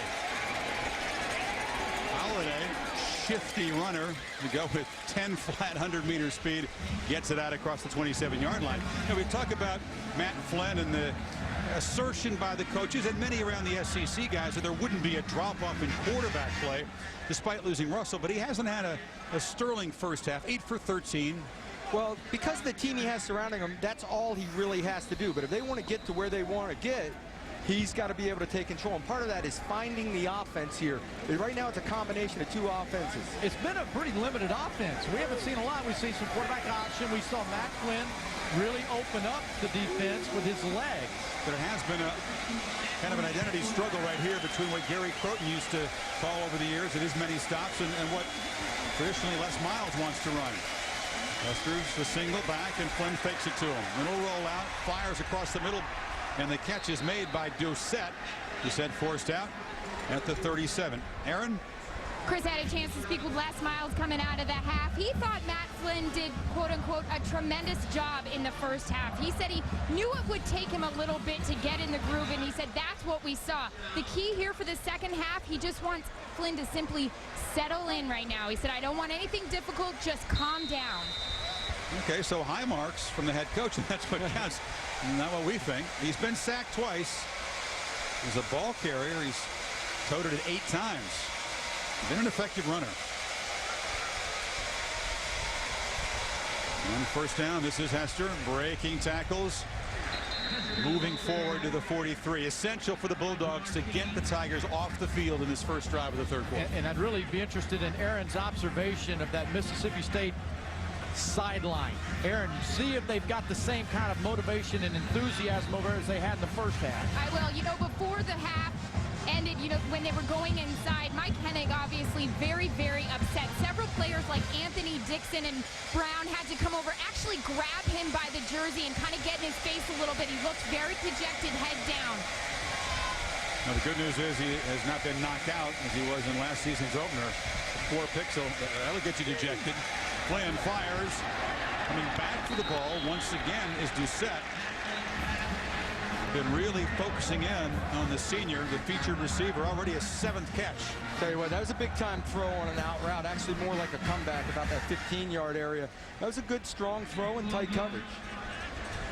And Craig, what you were talking about, the underdogs hanging around, pretty resilient in the first half, despite the fact that those 4 turnovers set them back. But now they got to dig deep, even though they suspect it's going to be tough for their offense to get back in the game.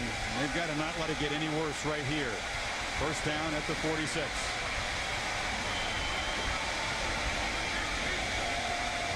Brown still into it. Hester off the middle. Into the secondary. Down near the 30.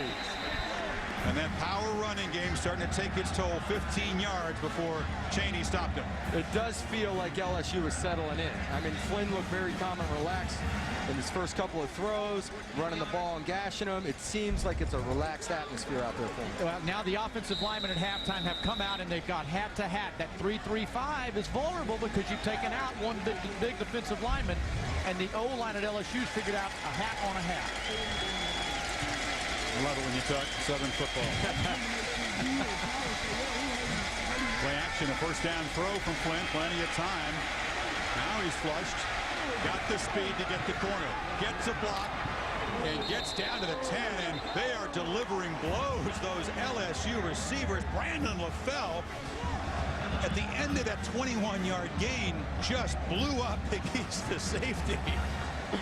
You love when your receivers get blocks downfield for you, and watch this.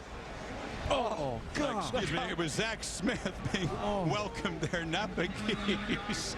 Oh, well, you know what? Look at the helmet. That just earned every highlight we'll see leading into shows this year, because that is delivering the blow. Zach, freshman out of Alabama, shaken up there. Did not look good the way his head snapped back on that replay. Toss to the end zone. Touchdown early, Doucette.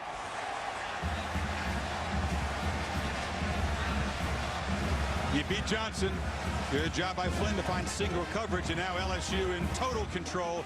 Exactly what State did not need. What a night for Doucette. Again, no more Lower Davis. He is the featured guy with some inexperienced receivers. Smith still gets attention. His 8th catch and his first touchdown. And Colt David makes it 24-0. Now, once again, it was Flynn as a runner that set this up, and that big block on the young guy. Matt Flynn really looked relaxed in this drive. He did it with his arm, he did it with his leg, he gets a great block, and he has a little touchdown pass. Made it look easy. Yeah, he looks much more comfortable already here in the second half, and a great night for Doucette.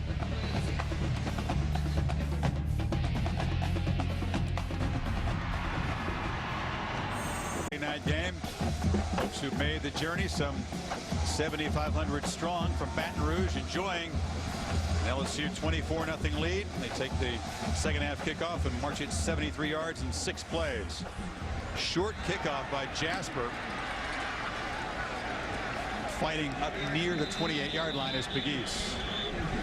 Our ESPNU All-State standings. A look at the preseason top 10. The points are interesting. If you'll notice, LSU is actually closer to #1 USC than West Virginia is to LSU. So we feel like there's a huge consensus at the top for SC, but LSU is a very strong #2. We're going to see the top 3 and 5 of the top 10 on Thursday nights this year. Yeah, and next week when Virginia Tech at #9 moves out to Baton Rouge to play them, you'll find out a whole lot more about both those football teams. Sure will. We'll talk about that showdown in prime time next weekend as the second half unfolds, and right away a mental error for that Bulldog offensive line in the first step. Butler a false start. Dead ball. False start. Number 88, offense. Penalties 5 yards. Previous spot, still first down. Guys, here's the thing for Krum. It's looking grim right now. He knows his offense is struggling, but they want to build on this. Win or lose, he said this game's not going to define their season. This is not really a swing game for them. They got a long way to go. They just got to stay in there. And he will be able to really convince them of that first half. This team knows they played a pretty darn close game in the first half, but they don't want to lose it in the second. You heard what Aaron said about Hennig. How could he shake off those 4 interceptions? First and 15. And hand it off to Dixon, who cuts back. But it is tough to run laterally, and a ball comes loose. A flag as well. They say no fumble. Highsmith, Danny Beckwith, Barry Beckwith there, defending. Dixon down before the ball came out, they say, and let's check the flag.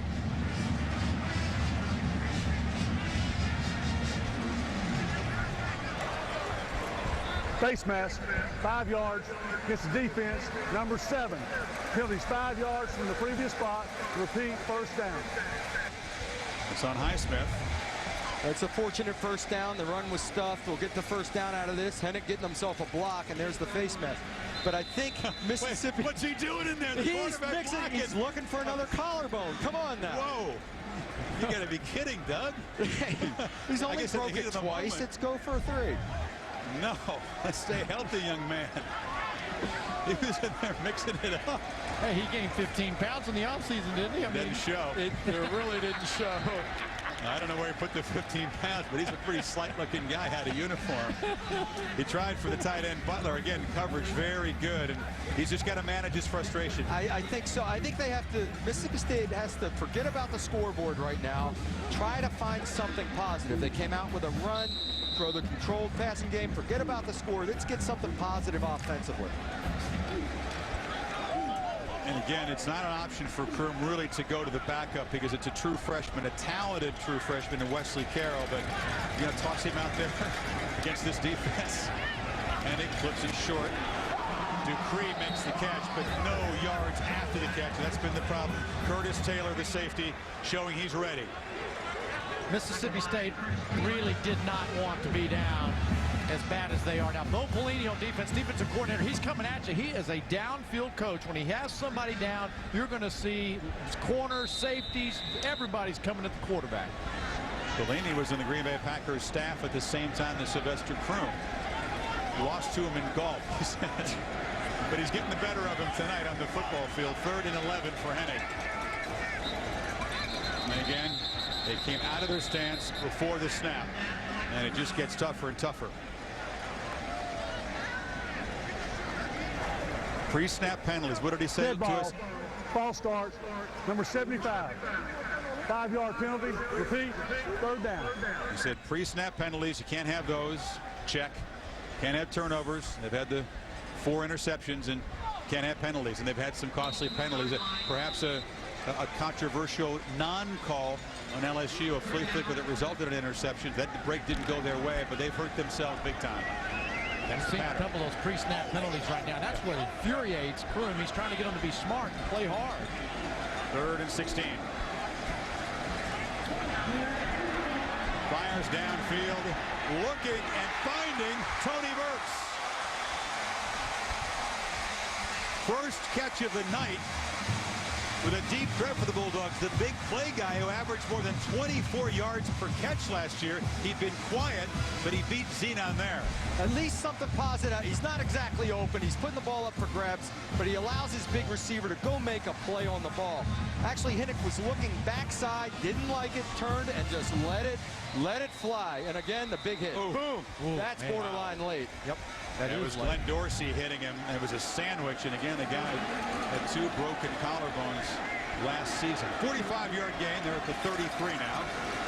Dixon, nowhere to run. He'll lose yardage. Stelz, the safety, who had a pick and has had a big game there for the stop. Reese Davis with a Boise State update. We'll see them in a few weeks on Thursday.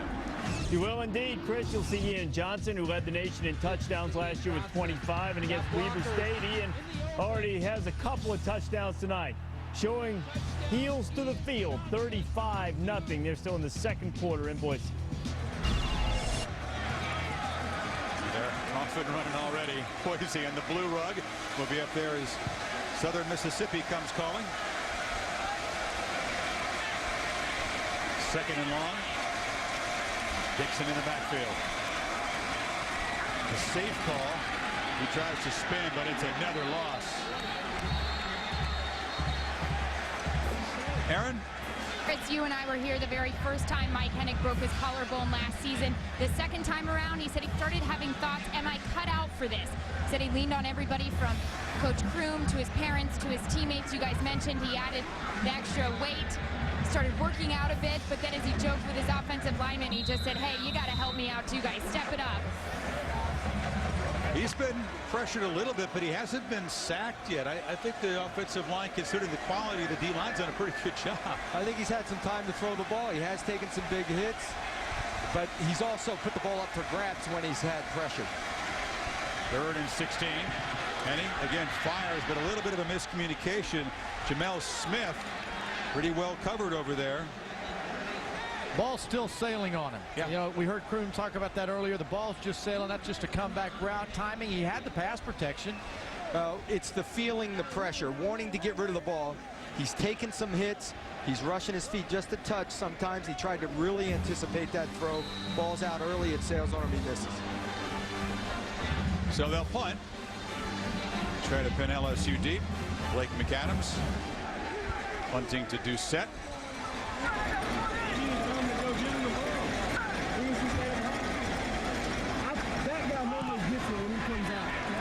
Very high, short kick. Got a chance to down it. And they almost stumble into the end zone. Little conference, and they will spot it at the 1-yard line and inside the 1. So we'll visit with a coaching legend in the SEC, Van Chancellor. Case of split loyalties tonight. His paycheck comes from LSU, but he went to school here at Mississippi State. A little Kobe beef. Sushi on Maine. Unconventional searing method there. You like that? I'll take a hamburger. I like a moo cow cooked well with all the mad cow out of it. Shades of Herb Street. Took him to a nice sushi place because he said he liked it. And he said, I only like California rolls last year. Now a safe call. Ball spotted on the 1-yard line, and Flynn just leans out for about a yard. Well, pleased to be joined by a man who's had a very successful SEC coaching career in women's basketball. Van Chancellor, new coach of LSU. Let me ask you, Van, put you on the spot. SEC football, SEC women's basketball, which is stronger? Right now, I got no doubt in my mind, women's basketball, because that's where I'm coaching, guys. Well, your paycheck comes from LSU. You went to school here at Mississippi State. Where do the loyalties lie tonight? Very, very easy. LSU's paying me. I'm for LSU. No question about it. LSU doesn't need your support, though. This is a team under Sylvester Kroom. You can relate trying to build a program and build belief. Yeah, that's one of the problems Mississippi State has right now, just thinking they can win. At LSU, they're ranked 2nd in the country. Coach Miles has done a great job. We believe we can win. Oh, now it's we. Mississippi State's we? No, LSU. Oh, LSU, okay. Yeah. There's a lot of we's in your life. I understand that. You told us you got a shot at the national championship in women's basketball. Well, we got all our players returning, but you never know. Tennessee and Connecticut's pretty good, so we got to beat them.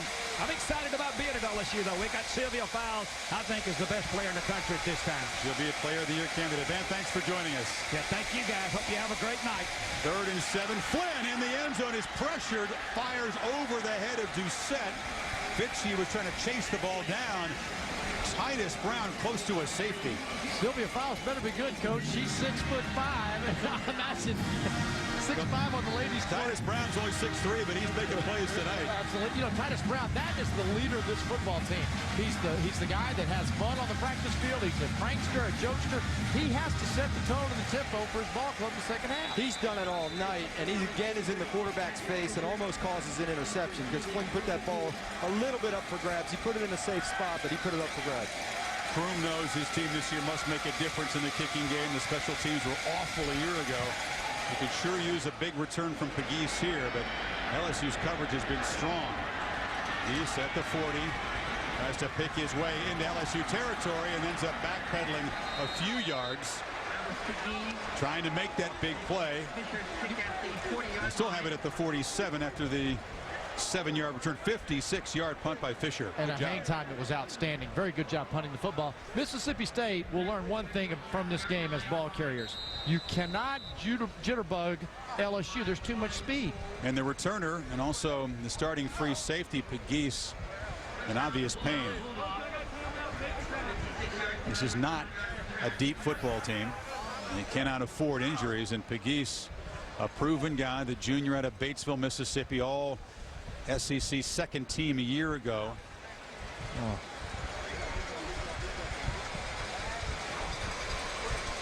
He'll be helped off an early Doucette, who's had a big night tonight, 8 catches, 72 yards, and that touchdown, also heading up to be checked out in the LSU locker room. Aaron, how's that sideline at Mississippi State? What kind of attitude do they have over there? CJ, the temperature over here on the sideline, not to get any better, of course, with Pegues down, but as the offense was sitting over here, you know, several of the coaches walked by the receivers and said, guys, don't look so sad. Mike Hennig sat by himself the entire time. Nobody went over to say anything or even pat him on the helmet. The offensive line, a lot of confusion, a lot of talking back and forth. Heads are down. Guys are a little slumped over as they headed over the sidelines to get onto the field. Dixon, a short game. What about that, Doug? A quarterback sitting by himself. Should he be trying to rally the offense and hang in there? You, as a quarterback, have been told this 1,000 times, you have to be bulletproof. You can throw 4 interceptions. Shoot, I'm going to throw 5. I'm going after it. It's the Brett Favre theory, or give me that ball, let me sling it. I'm going to make it happen for my team and lead the way. His team certainly wants to believe in Hennig. He was very positive. He said, quote, going to be different this year around here, much more productive on offense. They were shut out in the opening a year ago. We were here on the Thursday by South Carolina, no points yet. Only 117 total yards. And Dixon, again, not much room. They tried to be a little bit conservative, perhaps, with those 4 interceptions for Hennig tonight, but it's tough to run on LSU. Remember, Saturday night in Berkeley, the Bears with Deshaun Jackson, Hawkins, Jordan, all those good receivers against that volunteer defense that smothered them in Nate Longshore last year. Eric Ainge again with the pinky that's broken. Fulmer and Ainge saying not a big factor. Doug, you agree? I don't think it's going to be that big a factor. I want to see Deshaun Jackson returning kickoffs.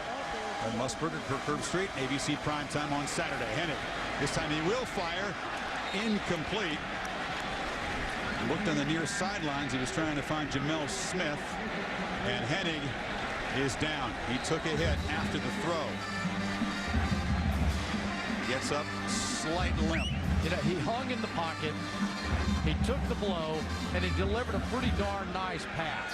He really did. It was a catchable ball, maybe a tough catch, but still a catchable ball thrown under pressure, taking a number of licks, and he's still hanging in there and being tough about it. He'll limp off the field. Blake McAdams comes on to punt one more time.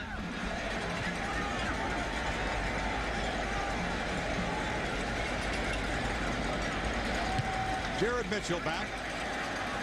But again, the punt too short for a return.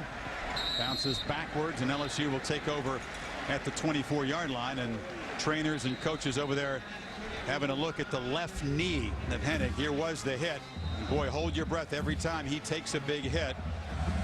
LSU takes over when we come back. Greg Schiano, 8 wins in 3 years at Rutgers to start his career. Virginia Tech showed patience in Frank Beamer. It paid off. Ditto for Wisconsin and Barry Alvarez. Bill McCartney, very slow start rebuilding there. Eventually won a piece of a national title. Ty Willingham, 21 wins, but that wasn't enough in 3 years at Notre Dame. And Walt Harris, replaced by Jim Harbaugh at Stanford. This is year 4 for Sylvester Croom. A total of 9 wins. Circumstances here a little bit closer to what McCartney inherited at Colorado, Schiano at Rutgers, and so on. Once again, Flynn is pressured, and the state defense is still playing. That answers partially your question, Chris. This right here, 4 years ago, I was here. Oregon played against Mississippi State, and they were in the same type of scenario here, needing to turn things around. And they weren't playing late in the game. This football team out here now has heart and character. He's weeded out the guys, Doug, that he didn't want to have around. He has. He ran off some guys that didn't want to be a part of this, didn't want to work hard enough. These are his guys. They believe in Croom, and they're trying to get expectations at these two schools are a little different than Stanford and Mississippi State. You can see that Notre Dame and Alabama, they're expected to do a lot more. But they're still playing with fire. Still getting after it. Perhaps something to build on. It will get a whole lot easier. They take on another team from the state of Louisiana next week. It's Tulane on the road.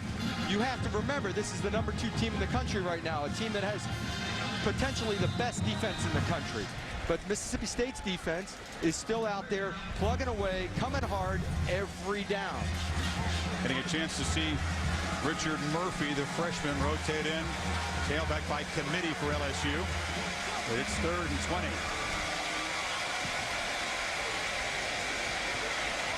When fires short and almost intercepting it was Anthony Johnson. He jumped in front of Brandon LaFell. Maybe took his eyes off the ball toward the end zone. That's the play they needed. But it's the series they needed. It's the series that really maybe props up the offensive line. Maybe gets Hennig out there to go and get after it. You know, this baby steps. It's building the program. It's the foundation. And to this point, I think, I don't know what y'all think about it. I think that Kroom would say that he doesn't like to lose, but it's been, so far, he's got a lot he can build off of. The challenge is to consistently get better. They're getting better. They got better as the year went along last year. Today has looked much better than last year. Blocks to build on. Fisher gets the punt off. It's Lance Long in it. Returner driven back to his 31. Trying to get the corner. And again, you're seeing the great speed of LSU special teams. There's some starters out there. And they're flying down the field and giving Mississippi State no chance for momentum-changing return. Little homework today, eating lunch. They have a cheeseburger and some french fries and asking the locals what they thought about Kroom. You know, is he on the hot seat? The reaction was, generally speaking, this. They don't care about this year. 2 wins, 3 wins, 4 wins. They're pretty practical when they look at the schedule that's in front of Mississippi State. But they said if we don't go to a bowl game next year, he'll be fired. That was kind of the general mood. So they'll give him 2 more years, which will be 5. I think they do care about whether they win 2 or 3 games this year. They need more than that. Incomplete. Craig, Ed Orgeron going down there to Ole Miss is a very good recruiter.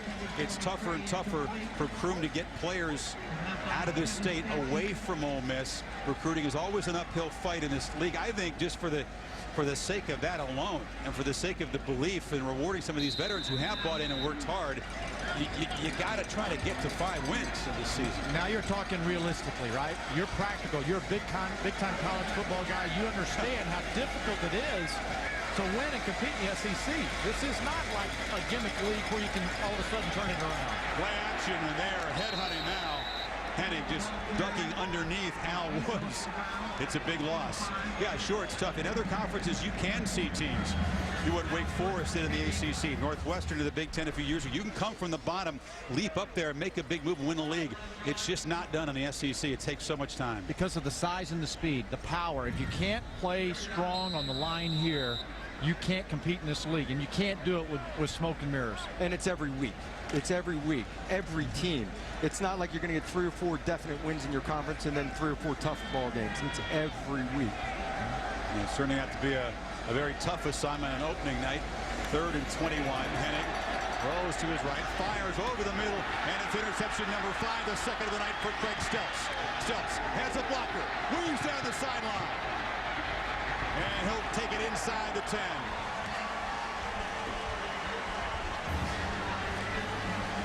Still trying to make a play, but the long night continues. Hennig picked off for a 5th time. The schedule, when you look at it, you know, it's daunting. It's the SEC, and you try to find places where they may have a chance to win. Next week will not be easy at Tulane. You know, they got to gear back up and get over there. And that's a game they got to win, though. You got to win this one. You got a chance to get Tennessee and Alabama at home. When you look at that schedule, there's really no more than 4 that you say they've got a legitimate shot of winning and hoping to have a big upset to get 5 wins. To get to a bowl, how many wins? 6? They're not going to be there. It's going to be upstairs now. He's got a defense that will take a lot from this game in a positive way. He has an offense that is just going to be demoralized. Here's another look. Obviously, the very tough game at Morgantown. Alabama wants payback. They won in Tuscaloosa a year ago, but you're right. Where will the wins come from? There's a lot of urgency to try to get Tennessee here at home. You know how tough it is on the road in this league. Well, the LSU fans are singing "Na Na Na Goodbye." So there's a lot of the home faithful who are vacating the end zone. They're in full voice in purple and gold down below us here. These guys know how to celebrate a win, and they expect to see not 5 or 6, but maybe 12 or 13 or 14 this year. And they pitch it out. Williams, as a flag flies, dropped for a loss. Fitzhugh and Johnson were there. It's a hold. 5 turnovers, 5 interceptions, turn the ball over on downs. The defense still coming up with tough plays. It's 24-0 off of basically 5 turnovers. 6. It feels worse than the score, doesn't it? If you really are thinking about the interceptions and all the mistakes and the lack of offense. If LSU was moving the football. And you're talking about 255 yards of offense at this point for LSU to 106 for Mississippi State. You know, a game like today, we would have expected, I'm sure, LSU to be up over 400 yards. Well, the points have come off of turnovers. They'll try to cash in another one here. It's 2nd and goal. Ball back to the 12-yard line. Charles Scott in the I formation. Play action. Flynn fires it underneath, caught, and scampering into the end zone is Charles Scott.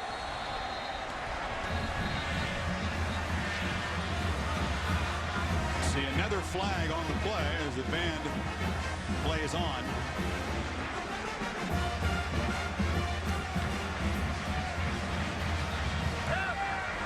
The ball was caught behind the line. Therefore, we have no penalty for ineligible downfield. Touchdown stands. So Charles Scott's touchdown stands. What an outstanding play and the execution that they had. Look at here, right here. Watch what they do from the inside. The play action. Watch the selling of the fullback on the lead block. Gets to the outside. The tailback just gets back to the middle, and an outstanding job of execution. It's a common play that is run off of your power look offensively when you're running the football. It's a little play action where the fullback usually bluffs and goes to the flat.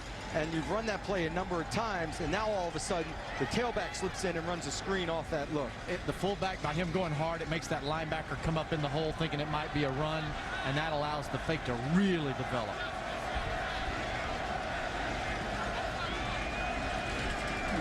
Officials consultation before the extra point.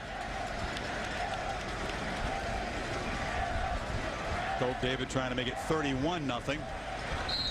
As the pattern continues, LSU converts an interception into a touchdown. After a slow start, given the short field, the LSU offense had a pretty good second half. Well, the points are coming in a hurry now. Yes, they are. Optimism just a few hours ago. They can look ahead to easier opponents to deal with here for the Bulldogs as we go back to Reese for a 30 and 30 update. All right, Chris, and Beckham's going to be snoozing for a while, it looks as well. The LA Galaxy star could miss the rest of the season with a sprained knee, his latest injury since coming to MLS. Baseball pennant races continuing to tighten up. Red Sox get swept by the Yankees. Yanks now just 5 behind in the American League East, leading the wild card at the moment after Robinson Cano 2 home runs. Sports Center coming up after the game. Stay current with ESPN News. Reese, thank you. Len Dorsey and LSU still pitching a shutout. Here's our Under Armour advantage. A big 300-pounder who should be taken very early in the NFL draft in April.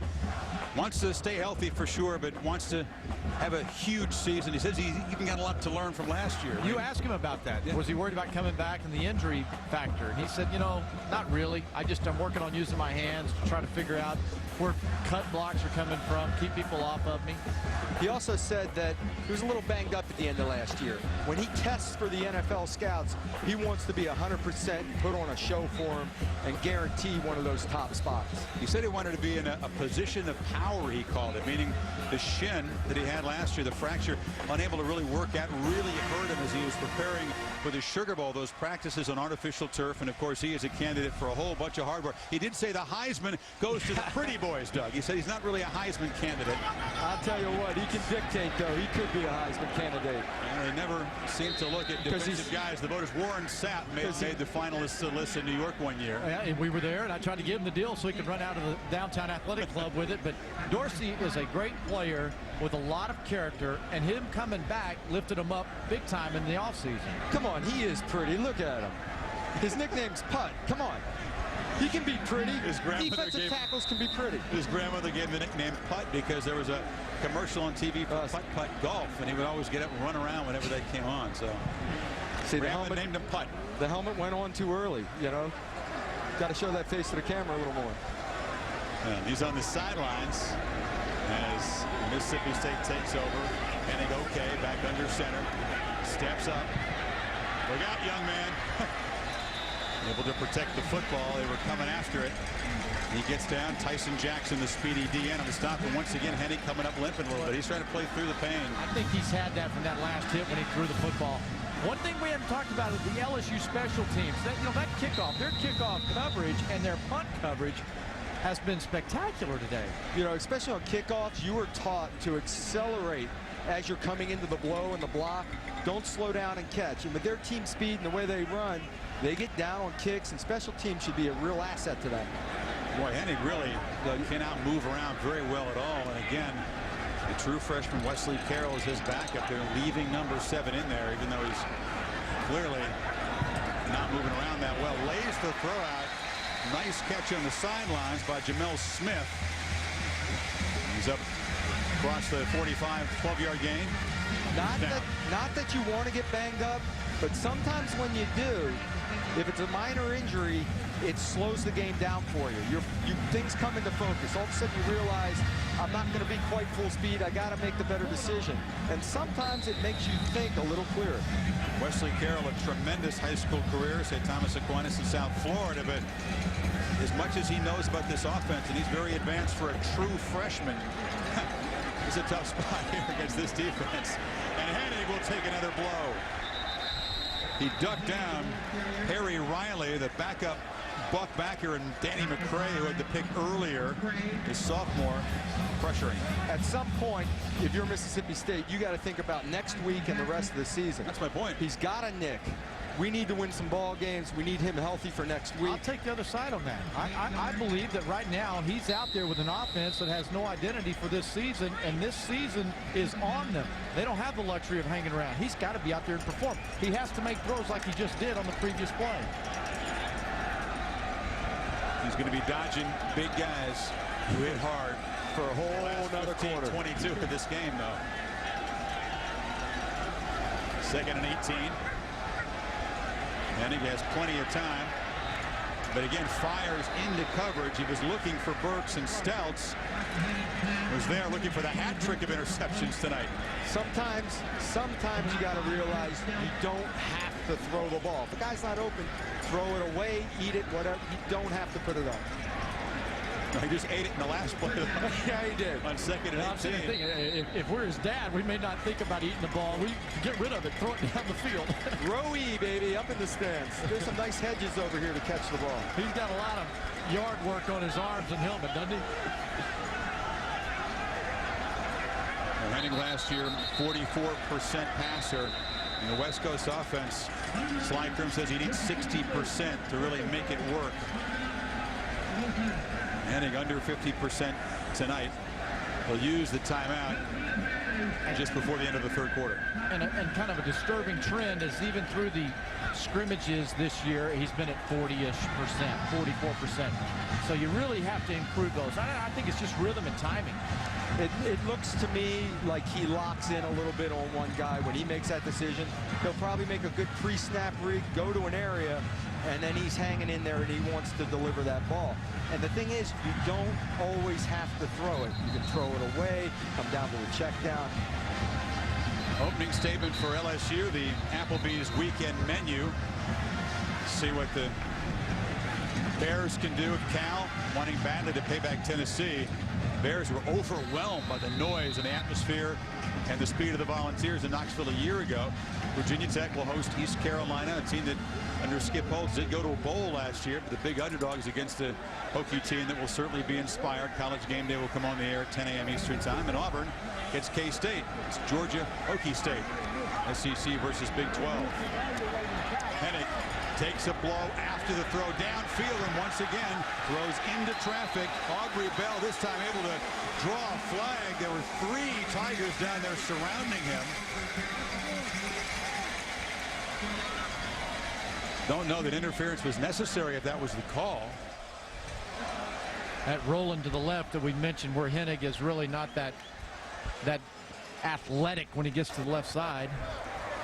Pass interference, number 4 on the defense. Penalty's 15 yards from the previous spot. Also, that was the last time of this quarter. On an accepted penalty, we will extend the quarter 1 untimed down. They got Eugene, the freshman, the 4th corner for Les Miles. So another untimed down. We've had 2 untimed downs tonight. Well, they're trying to get back all the plays they lost last season. All right.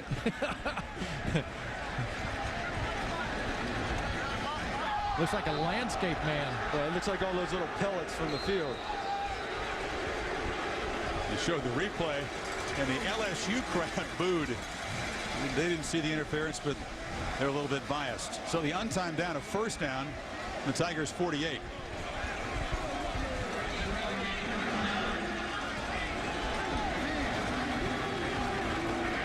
It's a screen to Stallworth.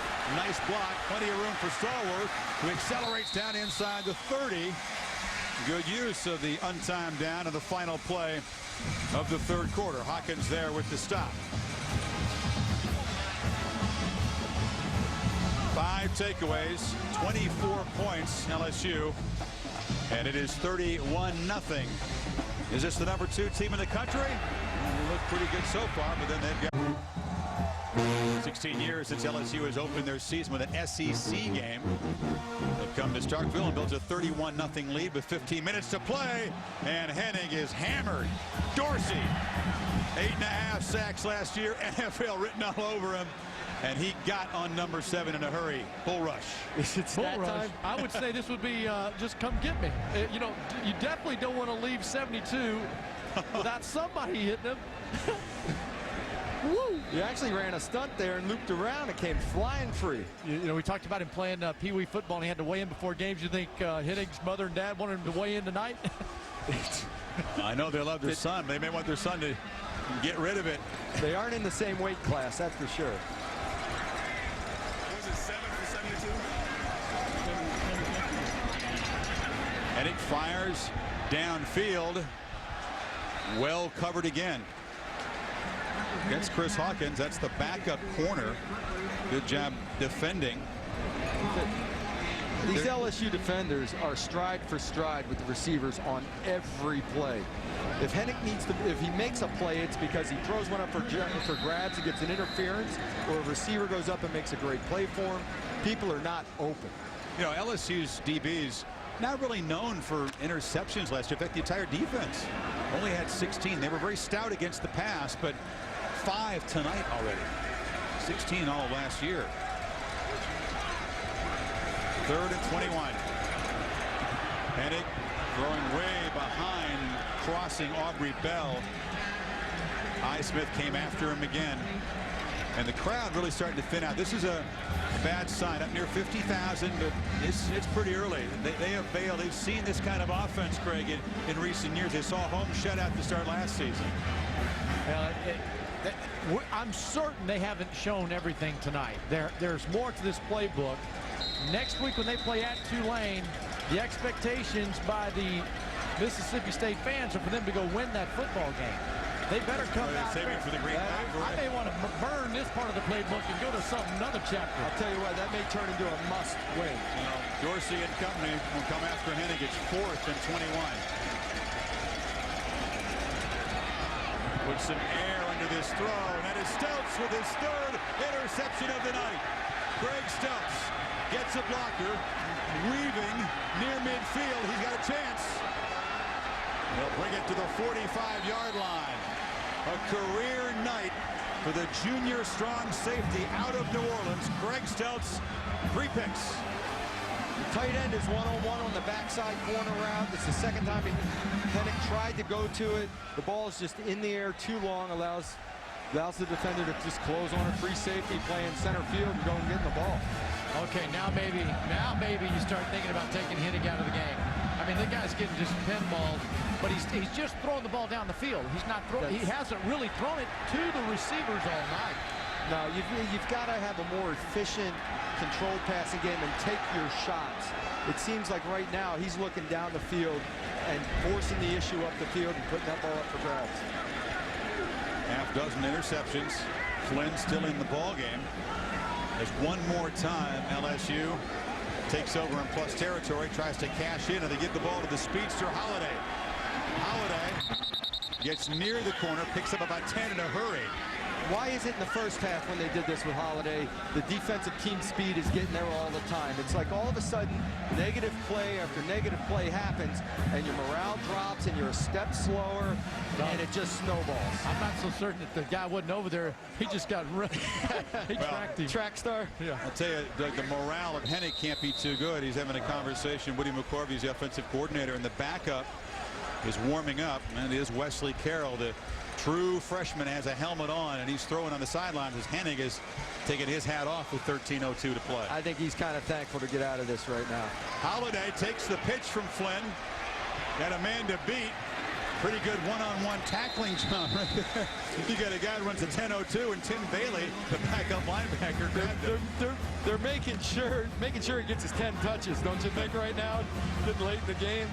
I'll tell you what, they want to get the ball in his hands to see if he can make some big plays for him. Good job by Bailey to corral Holiday. He's fun to watch. The potential every time he gets it to flash at world-class speed. He's a hopeful for Beijing in the 100 meters, perhaps the relay as well.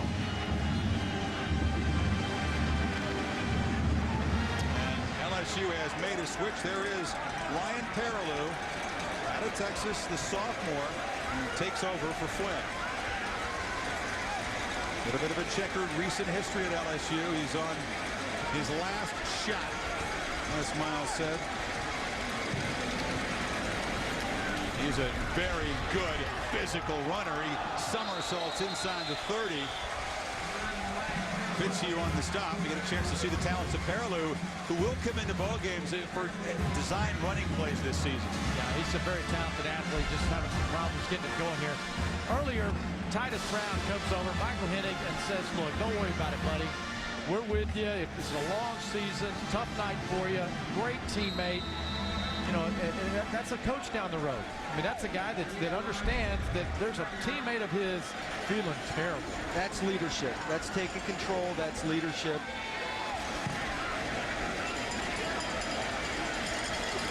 Perilou wants to show his leadership, fires to Doucette, who catches it in traffic, has a first down at the 23. Perilou was the guy who initially committed to Texas, and then Les Miles was able to woo him to LSU, really kind of the first big recruit of the Miles era, but he's a guy that's now on the kind of the zero tolerance policy. Some off the field issues, some investigations, never really charged with anything, but some investigations involving casino in Louisiana. So as Flynn watches, Perilou gets his chance to direct the offense in the opener. Hands off to Holiday. Just able to wriggle through a crack there, and he gets 7 yards before O'Neal stops him. High fives, he's hard to find in there. He doesn't need much, and he can hide behind an offensive lineman and make that quick. He's fun to watch. Wasn't Quentin Griffin at Oklahoma about a 5'5" guy? Was he that short? Griffin was stockier, though, and nowhere near as fast as Holiday. Man, he's the fastest guy in college football, one of the fastest collegians, period, second in the NCAA.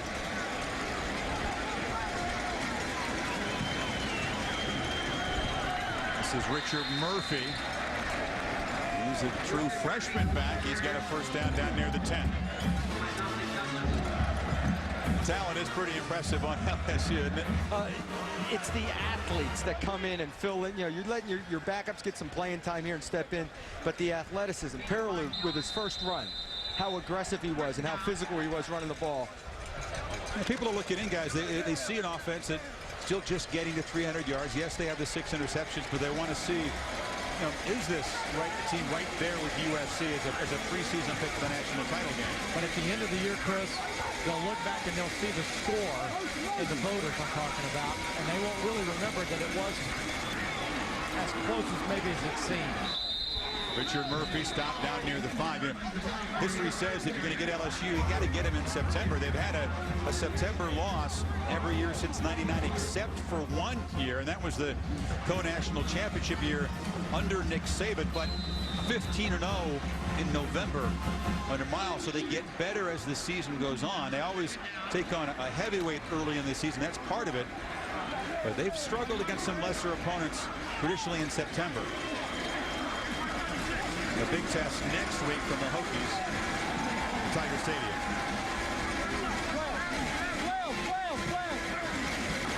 Perilou, design run as a flag falls. He stopped at the 5. And to follow up on that point, it's a new offense for him. It's a new quarterback as your starter. They will improve week after week and get more comfortable, find themselves as an offense of exactly what they do well, and they will get better. Substitution penalty on the Bulldogs. You can see it'll get a lot tougher. Xavier Debe, Vince Hall, the Hokie linebackers are as good as there are. Saturday, 9:15 Eastern time game. Mississippi State will visit Tulane. It's highlight on both of those games. It's the second anniversary this week of Hurricane Katrina, so obvious poignance with the game against Tulane in the Superdome, and LSU, which was so involved in the devastation of Katrina a couple of years ago against obviously Virginia Tech, which is playing for a bigger cause as well this season. Well, that Tulane game is on that list of one of those must wins for Mississippi State in order to just get 4 this season. Now on second down now, Perilou has a bunch of receivers to work with, and it's another design run at Perilou into the end zone for a touchdown. They spread the field and they let the quick, strong runner find Pater. And that score, however it looks when the voters think about LSU, perhaps down the lines get more impressive. It will. I mean, you know what I'm talking about. We'll all look at back, week 8. They beat Mississippi State 38, 40-something to nothing. We'll talk about this guy, Doug. There's a look at Michael Hennig. 6 interceptions. Huge factor, obviously, in the score on the board right now. Colt David. High snap handled by Flynn. It is 38-0. They're going to have to try to rebuild the confidence of the only quarterback on the roster with any experience at all. Whew, it has been a tough one. Sweat and tears for Hennig.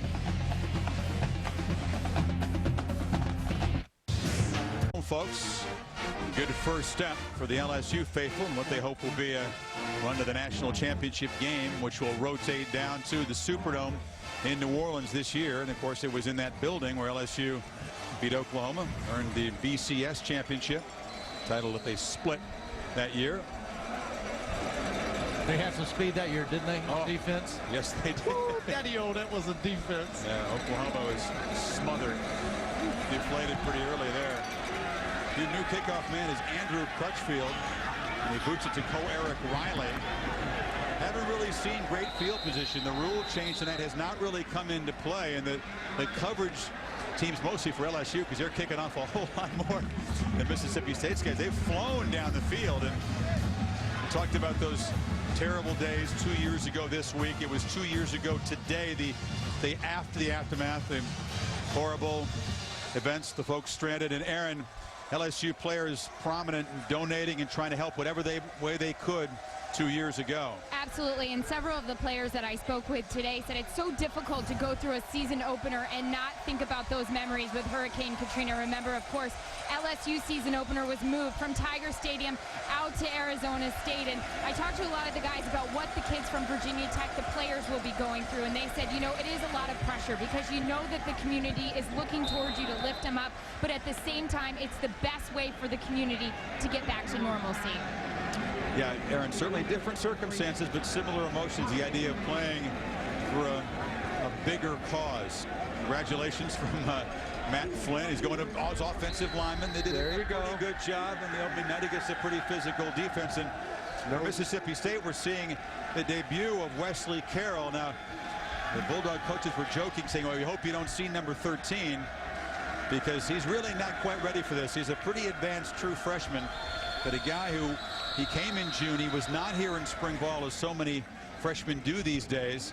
Came in June, worked in the summer, ran a passing offense at St. Thomas Aquinas in Florida, but it is tough going against this defense, and we'll talk about this guy and what this might mean down the road for Mississippi State with Henning's bruised confidence as we come back to Starkville. The Contender and all season begins Tuesday at 10 p.m. only on ESPN. Part by Mitsubishi Motors, driven to thrill. The eternal flame here at Mississippi State. The flame of hope in the 2007 season perhaps flickering. It's been a beatdown in the opener, as now the quarterback of the future is thrown in there tonight. Wesley Carroll, the true freshman, connects there to Jeremy Jones. Talented kid, Doug, but wow, what an assignment for this young guy right now. Going up against LSU's defense, he did run the same style offense in high school. The terminology is different. A lot of the routes are similar, so he's picked this up better than any freshman ever has. He's got the backups against him, but the backups are still pretty good. They're all great athletes. He would say yes, sir, to most of the people across the line of scrimmage. Now, in his first series as a collegian, he's got 3rd and 10. Carroll rolls out, fires. He gets it there. It's complete. Lance Long with the catch. The ball got there just before the defenders. A 12-yard gain. Joined on the sidelines by the former coach here at Mississippi State for 13 years. Jackie Sherrill took the Bulldogs to their last bowl game in 2000. Jackie, I know this was a season of great optimism for Sylvester Croom. You live up in Memphis, but obviously you keep a close eye on things. What about your evaluation of the opener? Well, earlier I thought the defensive team played well enough to make things happen. I was impressed with the speed and some plays that the defense made, but you know, like Doug can tell you, you can't throw that many interceptions. And it looked like after the 3rd interception, Henning started pressing more. Instead of throwing catchable balls, he was just throwing the ball really too hard, just trying to make something happen. What would you say to a quarterback trying to recover from an opener when he had 6 interceptions and you still got 11 more games to go? Well, what kind of counsel would you give Henning? Oh, you take that film and burn it. You know, you don't show it. I mean, and Doug as a quarterback, and of course, you know, Craig James is up there laughing because he got ready just to run the football instead of having to catch it. Hey, Coach. Hey, how are you? But you know what? This is a football team that's shown a lot of grit. It looks like they're still playing hard. They are, and that's what I'm saying. Defensively, I like their speed. Now, offensively, their linemen look, they can move their feet. They're going to win some games. They're just going to have to, you know, change a little bit offensively. I would have run Dixon until he couldn't run anymore. I'd just keep the game short and just let him make things happen, because he's a talented player. Oh, he certainly is, Coach. You were giving Doug a hard time. Jackie Sherrill's debut at A&M was ruined by you when you were down there to Boston College and Coach beat him. Coach Jack, now we had a passing offense at Boston College at the time. We went down to a Southwest Conference that runs a lot of options. We had a little edge in the passing game. No, you had more than the edge. I mean, I still don't like you. I can tell you that. I mean, I like you, but I don't like what you did to me. And I'm glad that we had a chance at SMU to get going early before you turned it around at A&M. And you know, that's a funny, that game we played in '82 when y'all were really good, Craig. And right before the game, I met Collins at half field, and we're talking, and he started moaning and groaning, and I said, Collins, I'll swap T-shirts or jerseys with you real quick, and I'll go on your side. You come on my side. He got mad and left. He didn't want to hear it anymore. Now, you saw the fumbled snap by Carroll. It's another turnover by Mississippi State. Ball collected by Woods. And LSU will get it at the 36. Who talked about Sylvester Croom, 9 wins in 3 years, Jackie. What's enough this year? How much time will he be given by the faithful down here? Well, he's done a great job of trying to keep the momentum going and rebuilding.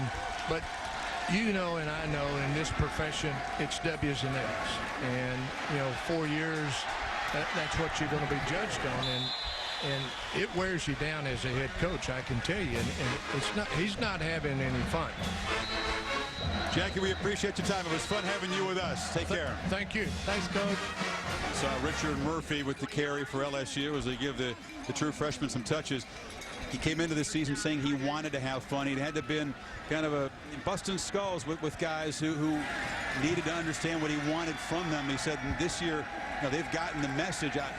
Kroom says he didn't have to wait for those phone calls overnight. He feels better about that aspect, but this isn't fun tonight. Jackie's right.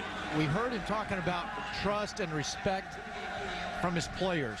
And Sly will watch the film, and he'll want to see if his players hustled and played hard throughout the game. And if they did that, he can keep building. In his mind, he's got a football team with character, and the players want to get better. We saw Gabe O'Neill, their starting strong side linebacker, walk off. Parallel fires, and it's caught for a touchdown by Brandon LaFell.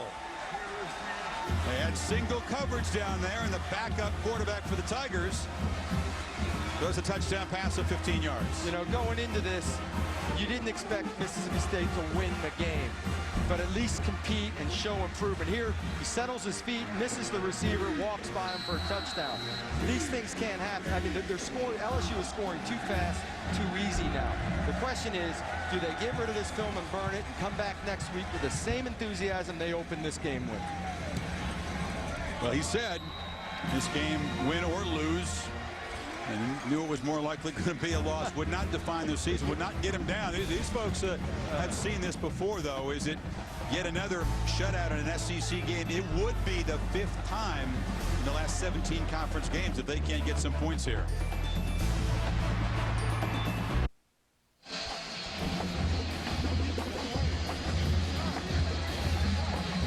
LSU rolling now. Parallel, the backup. This is a stat sheet stuffer now in the 4th quarter, 45-0. Well, because classes in session all across the country here at Mississippi State, because my man Flutie's attendance was so spotty back when he was at Boston College, you're going to get a chance to go to class the other day at Mississippi State. This class is about leadership. Doug, what do you think's happening next? Challenge number 4. Many of you know I grew up in Miami and Rob's from Boston. That's what a leader does. Leader takes charge. He initiates. Thank you very much. I thought you were going to be a student. You turned into a professor. You got called on to the front of the class. I just want to explain to Pony here that was a lecture hall, and all those kids were students in class. I don't know if they did that today. Dang, I was wondering where you were. I thought you were maybe at the movie house. Eric Riley loses his hat, gets nailed. That LSU coverage team. So every week a different campus, a different class, a different message. I think we're fading that way, aren't we? It was fun. It was fun to interact with some of the students, be on campus, feel the electricity around campus, how excited they were about this game tonight, and be a part of it. Did you feel your age? Because they had no idea who you were, didn't most of those kids. I was not the oldest guy in the class, though. I was not. We had a gray hair over on the left, and he and I tell you, we bonded. We bonded big time. Well, that was a leadership class, right? Yes. No, leadership is what's going to be needed, I think, for Mississippi State to try to hold things together. It's humbling. Boy, they really believe. They did believe. I know you might laugh and say, yeah, they had no chance coming in, but these guys did believe that this year was going to be different. This week is where leadership has to come into play. This week in practice, nobody pointing fingers, nobody making excuses. We got beat, put it behind us, move on, get to work on Tulane, and look forward to a good season. What do those guys want to see from Hennig? Because he seemed to be kind of a little agitated, looking around at others who might have been to blame for the 6 interceptions. One thing about Hennig is that he's had to overcome adversity with his broken collarbones. Right. So this man has had to deal with adversity before. He's got a great deal in front of him. He just show up Monday morning ready to go to work. In the meantime, the true freshman Carroll is pursued and sacked. And it's the defensive backups. That's Lazaria Livingston, a freshman defensive end. Those guys are piling up stats too now. You know what? A little bit, Dr. Flutie, let me show you something here. And, your guy Holiday, Now you tell me about size on the sideline. Huh? That's hanging with the right big tree trunk. Oh, hey, hang out with the big fellas. You know what happens? You're around guys that are so much bigger and you start to believe you're about 6'1". So when you bump into somebody that's only 6 foot, you think you're looking them in the eye. Stewart is a foot taller than him. Although I don't know if he should be laughing. Stewart, he's one of the key guys we're looking at tonight. He struggled the right tackle for LSU. Yeah, but Holiday's got his helmet popped up to look about 5 or 6 inches taller. Oh, is that the secret, huh? Is that the secret you learned? Oh, the lessons continue. It'll be one of the showcase games next week. These LSU Tigers will have the white home jerseys on when Virginia Tech Hokies come calling, and this LSU defense, which has converted the 7 takeaways into 38 points, will take on a better offense in Virginia Tech. But I'll tell you what, Sean Glennon, we're worried about the opener on Saturday, but it's a sobering thought facing this LSU defense. True freshman Carroll gets it out. You know, we talk about the offense for LSU taking a while to gel, and the numbers aren't quite where we thought they might be. But part of that is working on the short field. There's not a lot of field before you bump into the end zone, so you don't rack up a lot of yards. This defense has turned the ball over to them consistently. They force another punt. Well, statistics, you know, as we look overall of the season, a game like this statistically is going to help the average throughout the course of the season to make that LSU defense really look good. Well, they did not have a sack in the first half, 4 in the second half. 37 yards, which means that State has net 1 rushing yard. A very short, ugly kick off the side of the foot, rolls out of bounds in Bulldog territory.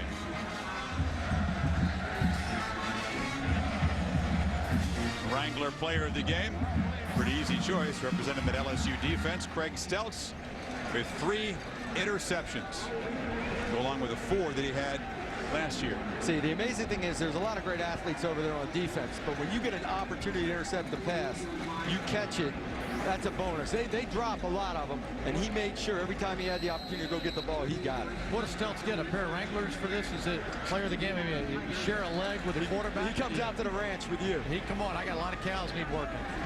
A lot of hay to sell, too. Look, he's worried about his nails, all right? It's that kind of a day. He's got the long locks flowing. He's worried about his nails. Now Parallel hands it off to Richard Murphy. And it's the backups for LSU getting an opportunity here in the second half. What about that game with the Hokies? We haven't had a look at Virginia Tech, and we'll see them on Saturday against East Carolina in a very special game. But folks at Virginia Tech, no, it'll be a tough game, but I think the Hokie people also believe that Tech, an inspired team, is capable of winning in Baton Rouge. Capable. They've had a lot of success coming to the state of Louisiana. I mean, this team has traveled down. They do all right down here playing. Talented team. A lot of emotions like you're talking about. And if Glennon can handle it, they can score points. Murphy. Short game. Final 3 minutes to be followed by Sports Center. On Sports Center, Reese, Mark, and Lou will get you caught up on everything. 14 NFL preseason games on the docket. College football, of course, kicking off. Big wins for Boise State and for Louisville last night. Plenty of college football talk as we spin it ahead of the weekend. Yes, Sports Center, sir, is next. You know, think back to the first half of this game. LSU was in Mississippi State territory 5 of 7 possessions and had 1 field goal and 1 touchdown until the very last play of the first half. The effective touchdown drive to begin the second half really set the tone. Yep. And also that touchdown at 0-0 on the clock in the first half was a real deflator for the Bulldogs. After that touchdown, they came out in the second half, LSU did, and looked a lot more relaxed, a lot more comfortable. They're relaxed right now. Mr. Dorsey, now Craig. This is only the opening statement. Long way to go. They're going to face better teams. LSU. Do they run the table? Do they play the championship game in their? You guys are not on record for a BCS pick yet. You know what? I believe I thought LSU would lose the game somewhere along the line this season. Yes. So and I feel a lot more comfortable with that thought. They'll lose the game somewhere. After this, you feel more confident than before they'll lose. Yeah, I do. Well, that game at Alabama, November 3rd, Nick Saban. There's going to be a lot going into that ball game, and that will probably be their toughest road game. That definitely be their toughest road game. It's the only real road challenge. They've got some tough teams coming to Tiger Stadium. Reese, let's check with you.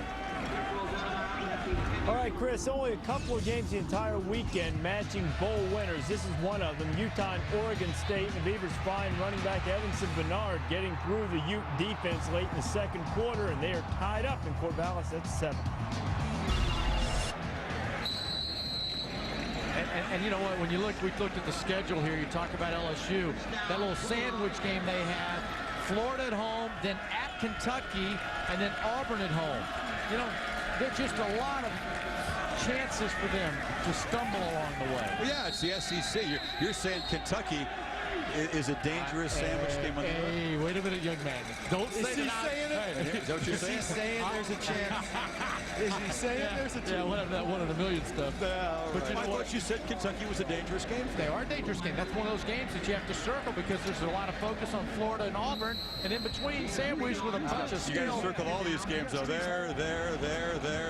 But you're with me. Do you think LSU, do you believe, Chris, LSU, do you think LSU loses this year somewhere? Yeah. Okay. Doug? I think so. I think so. They play those. Yes. Okay. Yeah. Right. They have those 3 SEC games before that game in Alabama, and there's a tough road there. I mean, you're going to get banged up over the course of it. Championship game in the SEC. You got to reload again as well. I mean, somewhere along the line, you're going to get nicked up and beaten. You know, and after watching them tonight, the offensive line, I guarantee you, they're going to go back on the right guard, right tackle, inexperienced. They had some good plays. But all in all, this team has some spots where they're not just dominant. How did Flynn look to you? We know that Les Miles was happy with his performance. Kind of efficient, but unspectacular. I liked what I saw in the second half. He really seemed to settle down and just let the game come to him, looked relaxed. First half looked a little sped up, but overall, I think he played well. And I'll tell you something else that I look forward to seeing. When Gary Croton goes out and really opens his offense up, because Croton really is magical with his mind offensively. He will open it up and expand beyond I formation. And you believe, I mean, they've got 45 points on the board, and you honestly believe they held back tonight. Some of them, sure they did. Right, Absolutely. they were very basic. They were very vanilla tonight. And Virginia Tech is sitting at home wishing they'd had a chance to study some of this stuff. Yeah, you get 45 points, but it's off of only 347 yards because of the 7 takeaways. Mississippi State begins 07 the way they began 06. Shut out at home by a good SEC team. And looking for reasons to believe that this season will be better. We know it's going to be a good season for LSU. Just how good? How much better can Matt Flynn get? 45-0 is the final. As LSU, hey, we're not going to drop in the polls, I promise you. Nope, they won't. I'll keep them up there. All right, for Aaron Andrews and Craig and Doug, I'm Chris Fowler. Thanks for joining us. This has been a presentation of ESPN, the worldwide leader in sports. For more, log on to ESPN.com. Stu Scott, Scott Van Pelt up next with SportsCenter. A shutout for the Bayou Bengals in Starkville.